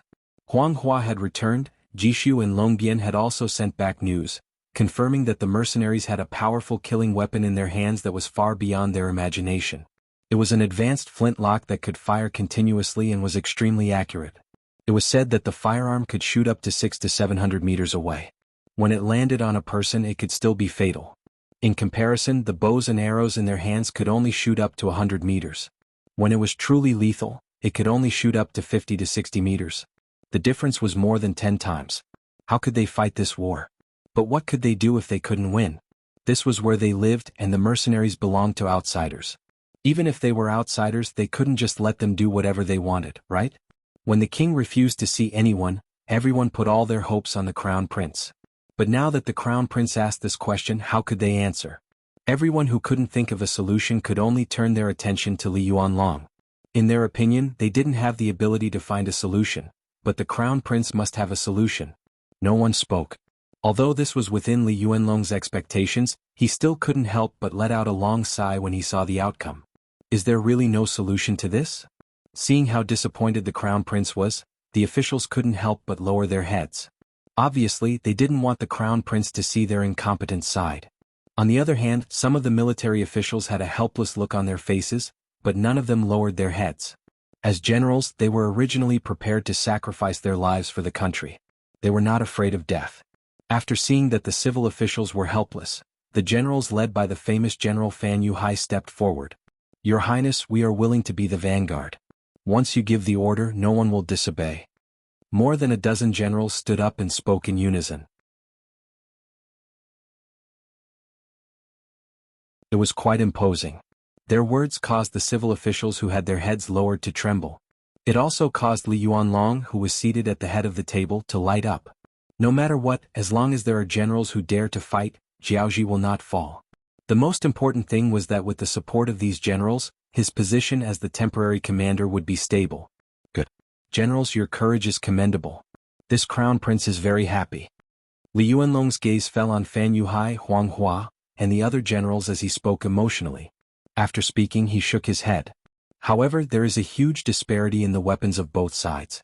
Even if the generals aren't afraid of death, this crown prince doesn't want to throw away his life. Before we can think of a better solution, we have to carefully consider whether to fight or not. Your Highness. When Fan Yuhai heard the meaning behind Li Yuanlong's words, he became anxious. He could sense that the crown prince was going to give up the battle and ask for peace. Alright, this crown prince has his own plans. Where is the prime minister? Li Yuanlong interrupted Fan Yuhai's next words and swept his gaze across the officials. This old official is here. Ruan Chunqing took a step forward. This crown prince orders you to represent this crown prince in negotiating with the mercenaries in Beidao City. See what they want. If they are willing to withdraw their troops, we are willing to compensate them. Are you willing to take up this task? Since he couldn't find a better solution, Li Yuanlong followed his original plan. This was going to ask for peace. Speaking of which, this wasn't a good task.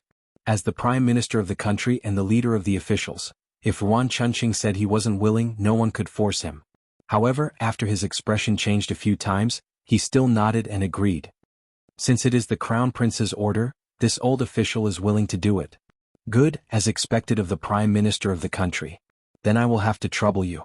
You can rest assured that the negotiation is just a method. From today onwards, we will use the power of the country to forge iron on a large scale and strive to forge more iron shields and other iron weapons. This will ensure that when the mercenaries are forced to fight, we won't be too passive. In addition, this crown prince will send people to the great Ming Dynasty to present a letter of credence. I am willing to be a subject in exchange for the mercenaries' withdrawal. Your Highness the Crown Prince. Hearing this, all the officials fell to their knees one by one. Of course, they knew that everything they had today was not easy to come by. Now that Li Yuanlong had made so many concessions, they felt very wronged. However, after thinking about it, it seemed that there was no better way to resolve this crisis than this method. Sai, if you want dignity, you need to be strong enough. I hope that after this incident, everyone can work together to make Jiaoji even stronger. This way no one will look down on us and Jiaoji in the future. Long live your Highness the Crown Prince. Hearing Li Yuanlong's words of instruction, all the officials revealed their determination to strive for greatness. The Crown Prince saw all of this and felt very gratified. If everyone could change after this ordeal, it would be a good thing. Of course, there was one thing that Li Yuanlong would not say out loud. That was, the negotiation was just a pretense. His real goal was to use this opportunity to forge more iron weapons to fight the enemy. Being influenced by what he saw and heard since he was young, he did not believe that begging could be exchanged for peace. Only by becoming stronger would others look up to him. That was where true strength lied. Even if the enemy had such advanced firearms with Jiaoxi's current conditions, it would require too much effort to win the war. If things went wrong, the foundation of Jiaoxi would be shaken. This was not something that the ambitious Li Yuanlong wanted to see. What he needed was to win this war with the smallest price. For this reason, he did not hesitate to temporarily lower his head to the great Ming dynasty in order to obtain their support. He had already asked around and found out that the enemy's general was the Duke of Loyalty. Since the Duke was conferred by the great Ming dynasty, this matter would be easy to handle. As long as the great Ming dynasty's emperor ordered him to retreat, how would the enemy dare to not retreat? When that time came, it would be time for him to launch an all-out counterattack. He might even launch a surprise attack while the enemy was retreating. If things went well, he might even be able to obtain those advanced firearms for his own use.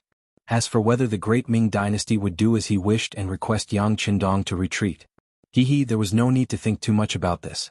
What was the great Ming dynasty? It was a great nation. The most important thing was what others thought of them. As long as they said something nice or even made some verbal promises, the great Ming dynasty would definitely do as they said for the sake of their reputation. This was what it meant to suffer because of their reputation. In order to gain a good reputation and a magnanimous title, countless dynasties in history had paid a heavy price for this. Even Li Yuanlong could see this point and use it to his advantage. It was clear that such a huge shortcoming hindered China's development. After the impromptu court meeting ended, Li Yuanlong found Prime Minister Yuan Chunqing and told him his true purpose. Prime Minister, when you go to the mercenary camp, don't be too anxious. The negotiations can be done slowly. In this case, the people I sent to the great Ming dynasty to ask for peace will cooperate with you to deliver the good news. Rest assured. Considering the distance between Jiaoxi and the great Ming dynasty, some things could not be done in a day. How to fight for time was what Yuan Chunqing needed to do. After understanding the crown prince's intention, Yuan Chunqing was very relieved. He was worried that the crown prince would be scared. If that was the case, how could he lead Jiaoxi to greater heights? Fortunately, everything was just a temporary measure. A person who could adapt to circumstances like this was the true leader of Jiaoxi. With a face full of admiration, Yuan Chunqing confidently patted his chest and promised Li Yuanlong, "Your Highness, please rest assured. Once I'm here, it won't be a problem to delay for 10 to 15 days. Okay, this crown prince will order the people who go to the great Ming dynasty to ask for peace to speed up," Li Yuanlong also vowed. In general, he valued the prime minister's talent very much. Naturally, he did not want anything to happen to him. On the night after the two of them discussed, the officials who went to the great Ming dynasty to ask for peace secretly departed. On the morning of the second day, Yuan Chunqing changed into a brand new official uniform and led a group of personal attendants out of Hanoi City. They headed straight for Beidai City, which was 200 li away. Just as the group departed, a messenger from Jiaoxi rushed to Beidai City ahead of them and explained the prime minister's intentions. Beidai City. With the arrival of Yang Qindong's main forces, the city changed again. The rich people who instigated others to attack the mercenaries were all dragged out of their homes. Anyone who dared to resist or disobey was killed without mercy.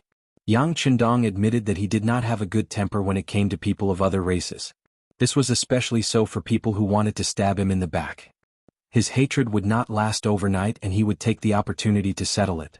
Under Yang Qindong's ruthless methods and policies, more than 20 rich people were brought out of their homes. In the beginning there was some resistance.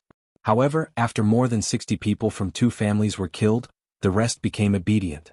When the people were arrested, they were brought out of their homes obediently.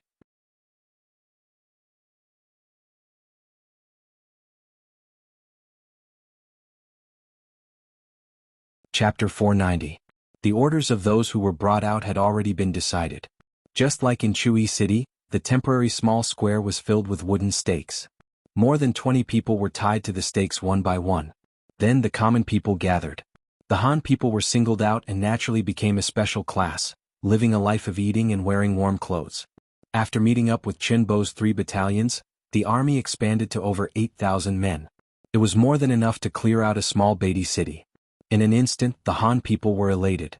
the Jiaoji people became restless. Even when they slept at night, they didn't dare to close their eyes. They were afraid that the mercenaries would rush in and take them out to parade through the streets.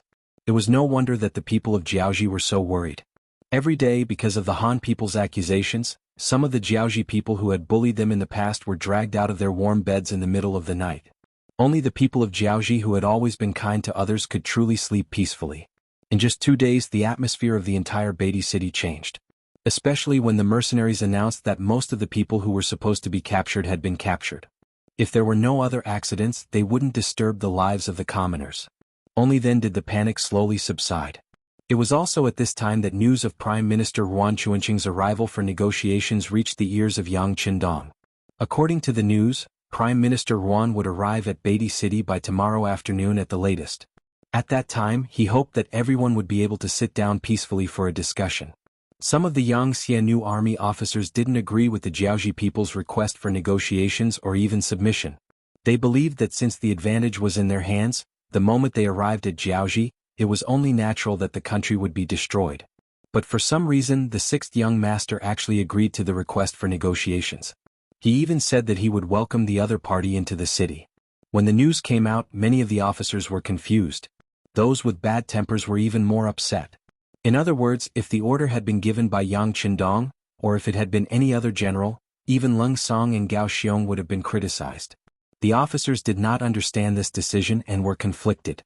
As the political commissar of the 2nd Regiment of the Cold Front, Kong Jie immediately went to Yang Qindong and expressed his concerns.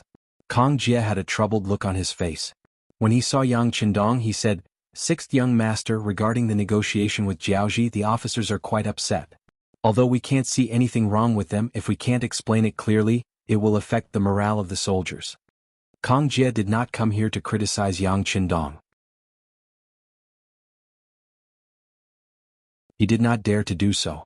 He was just reporting his concerns because of his duty. Regarding this, Yang Qindong could understand. He naturally had such a plan. Since Kong Jie came looking for him, it was time for him to give the officers an explanation. "All right, Political Commissar Kong, you don't have to be too anxious. Since this young master was the one who made the decision, I have my reasons. How about this? Inform all the officers and instructors of the various battalions to come for a meeting. This young master has something to say." Seeing that Yang Qindong wanted to personally explain the matter to everyone, Kong Jie was overjoyed. He immediately said, "This subordinate will inform them right away." In less than an hour, all the battalion commanders and instructors of the same rank in the city arrived at the general's residence. This used to be Pan Wenfei's residence, but he was now dead. Naturally, this place became Yang Qindong's temporary residence. More than 30 battalion commanders rushed over and stood orderly in the courtyard. Their eyes were fixed on Yang Qindong, who was looking up at the sky. This scene had been going on for quite a while. It was Yang Qindong who called them over, but the 6th young master did not say a word. He only looked up at the sky. Naturally, no one dared to rush him. They could only stand in standard military posture and straighten their bodies.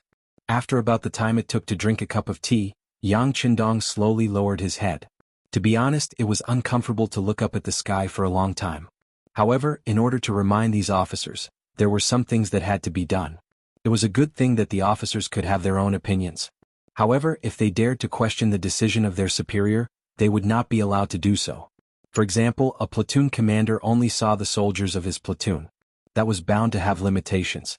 A company commander only saw a company, unlike a battalion commander who could see the bigger picture. As the actual founder of the mercenary army as well as the highest leader, Yang Qindong naturally saw the bigger picture. In order to accomplish this, it was inevitable that he would make some concessions. For example, allowing the Prime Minister of Jiaoji to negotiate was influenced by the bigger picture. As the territory grew larger in the future, the chances of something like this happening would also increase. He could not possibly explain it to his subordinates every single time. This time could be an exception, but it would only be limited to this one time. Through this incident, Yang Qindong wanted to tell everyone that they could doubt his decision, but they had to obey. Otherwise they could just go back to wherever they wanted to go. There were no three-legged toads, but there were plenty of two-legged toads. Seeing that the time it took for an incense stick to burn had passed and the emotions of the officers had calmed down, Yang Qindong finally spoke. "I don't care what you think of yourselves. I don't care what kind of dissatisfaction or opinions you have in your hearts. Right now, this young master wants to ask you all one question.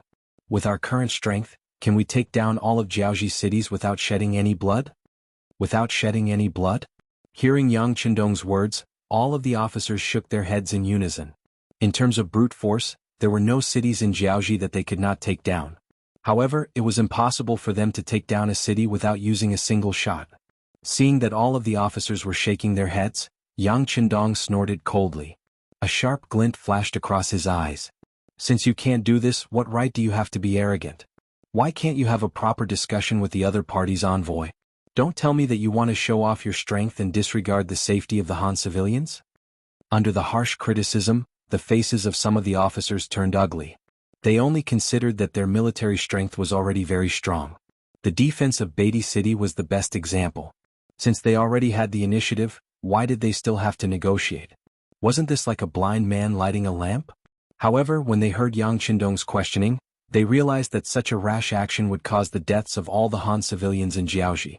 Since they could slaughter their way into the various cities of Jiaoji, why couldn't the other party wipe out all the Han civilians in the city before they arrived? If that was the case, even if they killed the civilians, what would they gain? They were nothing more than empty cities with nothing to show for it. This was not their initial strategic goal. They wanted to open up another base here, not just to show off their tyrannical military strength. It could be said that when Yang Qindong said those words, many of the officers understood what was going on.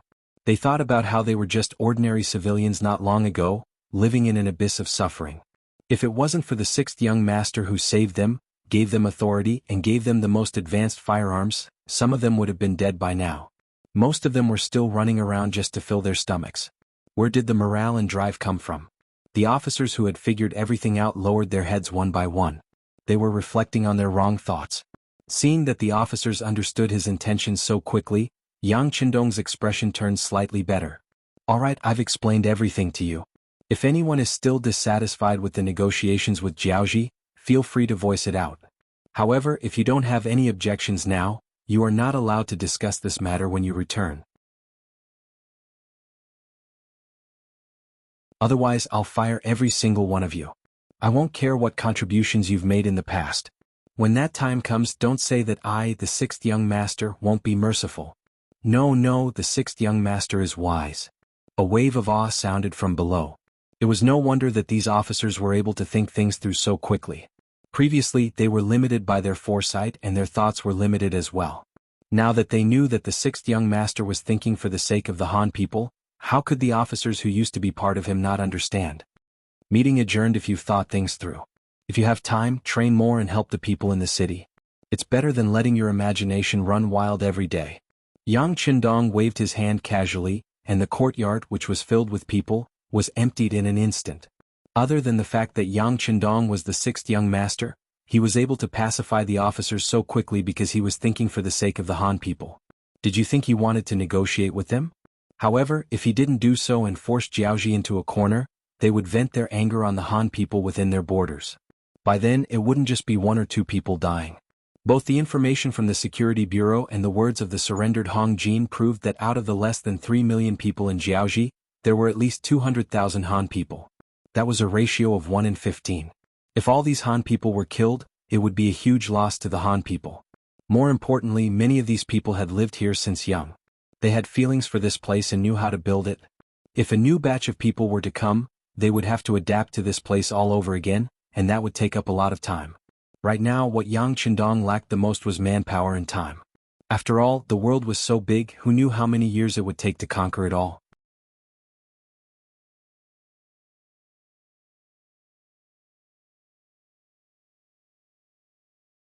Chapter 491. There were some things that could only be done as quickly as possible. In this way, whether or not the Han people in Jiaoji could survive, and how many of them could survive, would be directly related to the issue of ruling over this place. After convincing these officers, they would go and convince the platoon officers, and the entire army would become stable again. At noon on the second day, a group of 200 people arrived at the west side of Beidai City. Ruan Chunqing arrived at Beidai City 4 hours earlier than planned, and it was enough to show their sincerity and anxiousness. They were afraid that the mercenaries would attack the other cities again, so they rushed over without stopping to rest. When Ruan Chunqing arrived at the city, according to the plan, 2nd Regiment Commander Luo Per and Political Commissar Kong Jie went out to welcome them, and led them into Beidai City. Trying his best to maintain a smile, Ruan Chunqing greeted Luo Per and Kong Jie before asking about Yang Qindong. May I know where the Duke of Loyalty is? This time, this Prime Minister is under the orders of the Crown Prince to bring some gifts. The Duke of Loyalty is still inspecting the army. If Prime Minister Ruan is anxious, why don't you take a look with us? Political Commissar Kong Jie first smiled at Luo Per, then turned to Ruan Chunqing and said in an unhurried tone. All of this was planned. Ruan Chunqing was anxious to see Yang Qindong and test his intentions, so he wanted to use this opportunity to give him a good beating, and let him see the morale and momentum of the mercenaries. When he heard that Yang Qindong was inspecting the army, a bitter expression flashed across Ruan Chunqing's face. To be able to become the Prime Minister, which one of them was an idiot? How could he not understand the meaning behind this? This was clearly a show of strength. But when he thought about it, he also wanted to use this opportunity to see the strength of the mercenaries. As the saying goes, only by knowing yourself and your enemy can you win 100 battles. Ruan Chunqing agreed. Then I will have to trouble the two generals. Under Luo Per and Kong Jie's lead, they arrived at the northernmost part of the city. This was originally a trading market, but now it was occupied by the mercenaries as a temporary military camp. When they saw the temporary wooden fences from afar, they heard a neat battle cry. As the Prime Minister of the Jiaoji nation, Ruan Chunqing had seen all kinds of situations. He had even entered the military camp of Jiaoji countless times. However, this was the first time he had heard such a unified voice. He hadn't even seen anyone yet, but just from these deafening voices, he knew how high the morale of the mercenaries was. Ruan Chunqing's face changed slightly, which was noticed by Political Commissar Kong Jie, who was observing him from the side. Then he made a gesture of invitation with a smile. Prime Minister Ruan, don't you want to see the Duke of Loyalty? He's inside, please. Alright, please, let's go together. Ruan Chunqing forcefully suppressed the fear in his heart and said with a forced smile. There was an entire platoon of Lung Feng on duty at the entrance of the barracks. Although it seemed that there was no problem with the security of Beidai City, this place had just been recovered, so it was necessary to be vigilant. The platoon leader in charge of the guards at the entrance was Lu Jian. He was from Mount Qishan of Ryukyu Island. A while ago, he was caught by the imperial guards at the Song Rouge shop in Gaozhou Prefecture of the Southern Ming Dynasty. After passing the test, he didn't say a word about the mercenaries. A while ago, he made a military contribution in the defense of Beidai City and was promoted from an auxiliary platoon leader to a platoon leader of Lung Feng. This time he was in charge of leading the platoon. When he saw the regiment commander and political commissar walking over with a group of people dressed in Jiaoji attire, he raised his right hand with a wooden expression and said loudly, "Any outsiders who want to enter the barracks are not allowed to carry weapons. Please remove your weapons." Ruan Chunqing's face turned ugly when he heard Lu Jian's words. If the mercenaries wanted to deal with him, it should be very easy. However, at least they had weapons on them, so they still had a trace of resistance. But if even their weapons were confiscated, then wouldn't they become fish on the chopping board? Wouldn't they be at the mercy of others? Ruan Chunqing didn't agree immediately. The guards beside him stepped forward and pulled out their swords, shouting, "Who dares to confiscate our weapons? We are here to negotiate as representatives of the Jiaoji army, not prisoners of a defeated army." Lu Jian narrowed his eyes and turned around to look at the row of Lung Feng soldiers behind him. The Lung Feng soldiers laughed out loud. Since he dared to use his saber in front of them, it just so happened that they hadn't fought for 2 days. It was a good opportunity to warm up. Seeing that Ruan Chunqing had unsheathed his saber, his opponents in military green camouflage uniforms laughed instead of getting angry. Ruan Chunqing's bodyguards' expressions turned ugly. This mission wasn't easy. If they didn't handle it well, they would be in danger of dying. Everyone was already mentally prepared for this. However, if they could avoid death, it would be best if they didn't die. But now that the situation had come to this, they didn't know what to do for a moment. They could only look at Ruan Chunqing with troubled gazes and wait for the Prime Minister to speak. Ruan Chunqing's expression didn't look any better. Although he was a little angry at the arrogance of the mercenaries, who wanted to confiscate his weapons as soon as they met, he was here to negotiate, not to surrender. However, he hated his guards even more. How could they pull out their swords without an order? If they angered the mercenaries, not only would they fail the negotiation, but they would also lose their lives here. Of course Ruan Chunqing was afraid. However, he was also afraid that he wouldn't be able to complete the mission given to him by the crown prince. Therefore when he saw the inquisitive looks from the guards, he turned to Luo Per and Kong Jie and said, "Generals, we are guests after all. A host should treat his guests well." Seeing how thick-skinned Ruan Chunqing was, Political Commissar Kong Jie spoke up before Luo Per could say anything. "Apologies, we didn't invite you here. Even if you are a guest, you have to follow the host's rules." The moment he finished speaking, Ruan Chunqing's expression turned ugly. This time they were the ones who initiated the negotiation. In other words, they were the weaker party. It was difficult for them to be treated with respect. Without looking at Ruan Chunqing's expression, Kong Jie's eyes fell on Lu Jian. Although he didn't say anything, his meaning was very clear. He wanted Lu Jian to do whatever he wanted regardless of the fact that they were here. Lu Jian was a smart person to be able to become the platoon leader of the Cold Vanguard platoon. Seeing that the regiment commander and the political commissar had nothing else to say, he chuckled with a sinister look on his face. He raised his right hand and said to the 30 soldiers behind him, "Brothers, someone dares to show off his weapon in front of us, Cold Edge. What do you think we should do? What else can we do? Teach him a lesson." The 30 Cold Vanguard platoon members were already itching for a fight. Now that they received their platoon leader's order, they knew what to do. Each of them smiled as they took out shiny bayonets from their waists and equipped them with the 95-style spearhead. Not using bullets was already a form of respect for the Jiaoji guards. Otherwise, the battle would have ended before the fight even started. The 30 soldiers equipped with the 95-style spearhead smiled as they surrounded Ruan Chunqing. However, even though they were smiling, their formation wasn't messed up at all. Instead, they formed a ring-shaped formation. In just a few breaths, more than 30 of Ruan Chunqing's guards were tightly surrounded. Seeing that the enemy was approaching, the guards gripped their bayonets tightly. Then the captain of the guards asked Ruan Chunqing for instructions. "Since you are all young and are part of the military, a proper spar can improve everyone's relationship. However, you must remember that your subordinates must know their limits. There must be no deaths." Ruan Chunqing could see that this battle was inevitable. However, he didn't want anyone to die. Otherwise, the negotiation would fail. That was why he reminded the captain of the guards.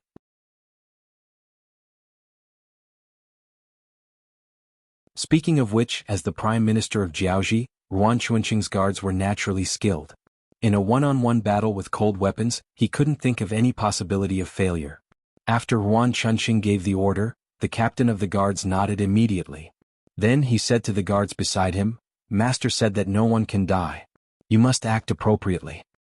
"All right." All the guards nodded in unison. However, compared to the Cold Vanguard platoon members who were orderly and gave the same command, these people's answers were more scattered. Seeing that the Jiaoji guards were ready, Lu Jian also pulled out the bayonet from his waist and inserted it into the 95-style spearhead. Then he said, "Team up with 3 people. Kill." When the word "kill" was uttered, the 30 Cold Vanguard platoon members' expressions changed. If it was said that there was still a hint of playfulness in their eyes just a moment ago, now all of them were much more focused. This was also due to Yang Qindong's usual teachings. In his words, mercy to the enemy was cruelty to the reader. Therefore, no matter what the situation was, as long as they fought, no matter how strong or weak the opponent was, they had to give it their all. This was the only way to ensure that they could unleash their full strength and not fail miserably. Under such teachings, the 30 Cold Vanguard platoon members' expressions turned serious when the word "kill" was uttered. It could be seen that they were in teams of 3 and quickly gathered together to form a team. They had undergone this training countless times. They were so familiar with it that the Jiaoji guards only saw a blur in front of their eyes. Suddenly, there were 3 enemies in front of them. Moreover, the 3 of them were back to back. After a rough look, it seemed like there were no openings for them to attack from. No matter which direction they attacked from, they would have to face the combined attacks of the 3 people.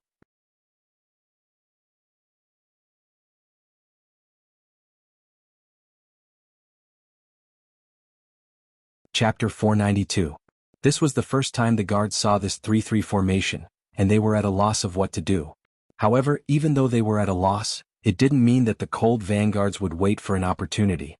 Seeing their opponents' confused expressions, the 10 groups of Cold Vanguards launched their own fierce attacks. The dazzling white bayonets were everywhere. In just the blink of an eye, at least a dozen guards had been pierced by the bayonets and fell to the ground with a look of helplessness on their faces. Lu Jian also faced Ruan Chunqing's guard captain with his bayonet. The only difference was that they were fighting one-on-one. The guard captain held a large machete in his hand. He was also tall and burly. In comparison, Lu Jian, who was only 1.78 meters tall, was at least half a head shorter than the guard captain. In terms of size, Lu Jian seemed to be at a disadvantage. This gave the guard captain a natural advantage, and he thought that Lu Jian couldn't withstand a single blow. However, just as this kind of underestimation was formed, a bayonet suddenly pierced towards his face. The guard captain's expression changed drastically. This kind of fierce attack made him lose focus for a moment, and then he instinctively raised his machete to block. Clang! Under the short exchange of weapons, the bayonet and machete clashed for a moment. Then, the bayonet that was knocked to the right suddenly turned around and stabbed towards the guard captain's waist. This move was so fast that it didn't seem to be a helpless move at all. It gave people the feeling that it was long prepared. To be able to become Ruan Chuanqing's trusted guard captain, his skills were naturally extraordinary. In order to obtain this position, he had competed for a long time and defeated many opponents. Therefore, even though the dagger was as fast as lightning, the captain still managed to dodge it at the last moment with a twist of his waist. This made Ruan Chuanqing, who was watching everything from the side, sigh in relief. Just as he thought that Lu Jian's attack was over, and it should be his guard captain's turn to counterattack, the bayonet suddenly turned around and left a bright red wound on the guard captain's waist. Hiss. After the sharp bayonet cut through his waist, the guard captain felt a burst of pain. His face couldn't help but twist and become a little terrifying. He had calculated everything, but he had never considered the uniqueness of the bayonet. It wasn't like a spear that could only stab, it wasn't like a saber that could only slash, it wasn't like a sword that could only stab, it wasn't like a sword that could only stab and slash.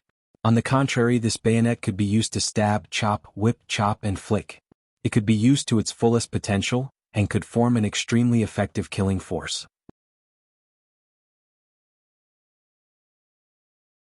As such, when faced with such a weapon, if one were to view it as an ordinary weapon, it was inevitable that one would suffer a loss. Just like this time, the whipping stance left a bloody wound on his waist. As blood continued to drip from the wound, the guard captain felt that his reflexes and strength were gradually losing. The 30 or so guards were in the same situation as the head of the guards, or perhaps even worse. In front of the 3-to-3 battle formation, in front of the seemingly omnipotent bayonet, none of the guards could withstand a single blow from them.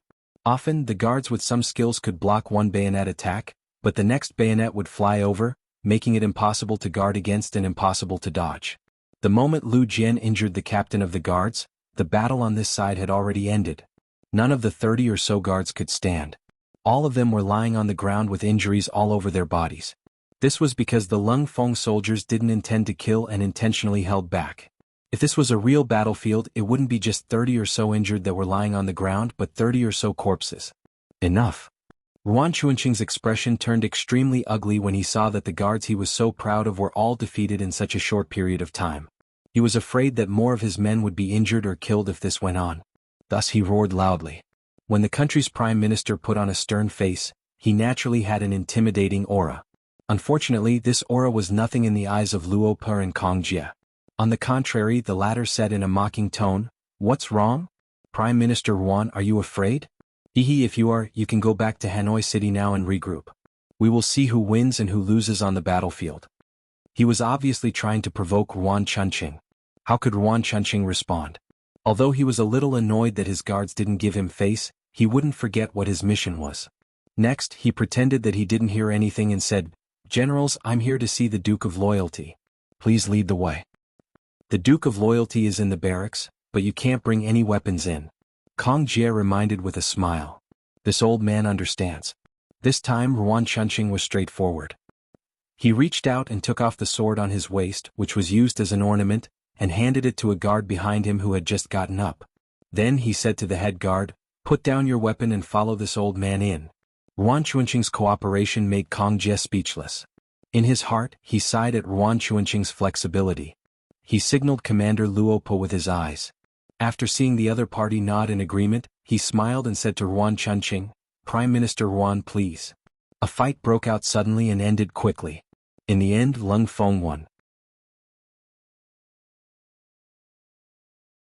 Of course, Lung Feng had the advantage of being equipped with a bayonet, but more importantly, it was because of their cooperation. In other words, Lung Feng was Lung Feng. Even if he fought with cold weapons, one-on-one or even one against many, he was still able to win. When they finally stepped into the barracks, they saw 5 guards every 3 steps and a sentry every 5 steps. These guards were all Lung Feng. Their training was basically over. What they needed to improve was their killing techniques and proficiency on the battlefield. Therefore, whenever Yang Qindong had the time, he would train the auxiliary soldiers and temporary auxiliary soldiers. Since they had the advantage in numbers, once they improved their battle prowess, it would be a huge boost to the overall battle prowess of the entire army. Under the guidance of Luo Per and political commissar Kong Jie, Prime Minister Yuan Chunqing led the head guard who had a piece of white cloth wrapped around his waist into the depths of the barracks. From afar he saw a wide training field. There were thousands of soldiers practicing all kinds of drills. Some were practicing formation, some were practicing assassination, and some were practicing target shooting. There were also some huge logs placed there for a few people to hold together to train their strength. All in all, Yuan Chunqing had never seen such a training method before. All of this gave him a sense of novelty. It was as if Granny Lu had entered the Grand View Garden. When he walked in front of a group of soldiers who were practicing walking under the slogan, 1, 2, 1, Yuan Chunqing was very curious. He couldn't help but ask Luo Per and Kong Jie beside him, "Generals, why are they practicing walking?" Of course, the 2 regimental officers wouldn't tell him the various benefits of proper formation training. They only smiled and pointed at a young man who was also dressed in camouflage clothing not far away. "That's the Duke of Loyalty. Let's go over." Oh. When he heard that Yang Qindong was right in front of him, Yuan Chunqing set aside his curiosity and strode over to where Yang Qindong was. As he walked forward, his expression constantly changed. When he felt that the smile on his face was enough, he maintained this expression and walked over to Yang Qindong.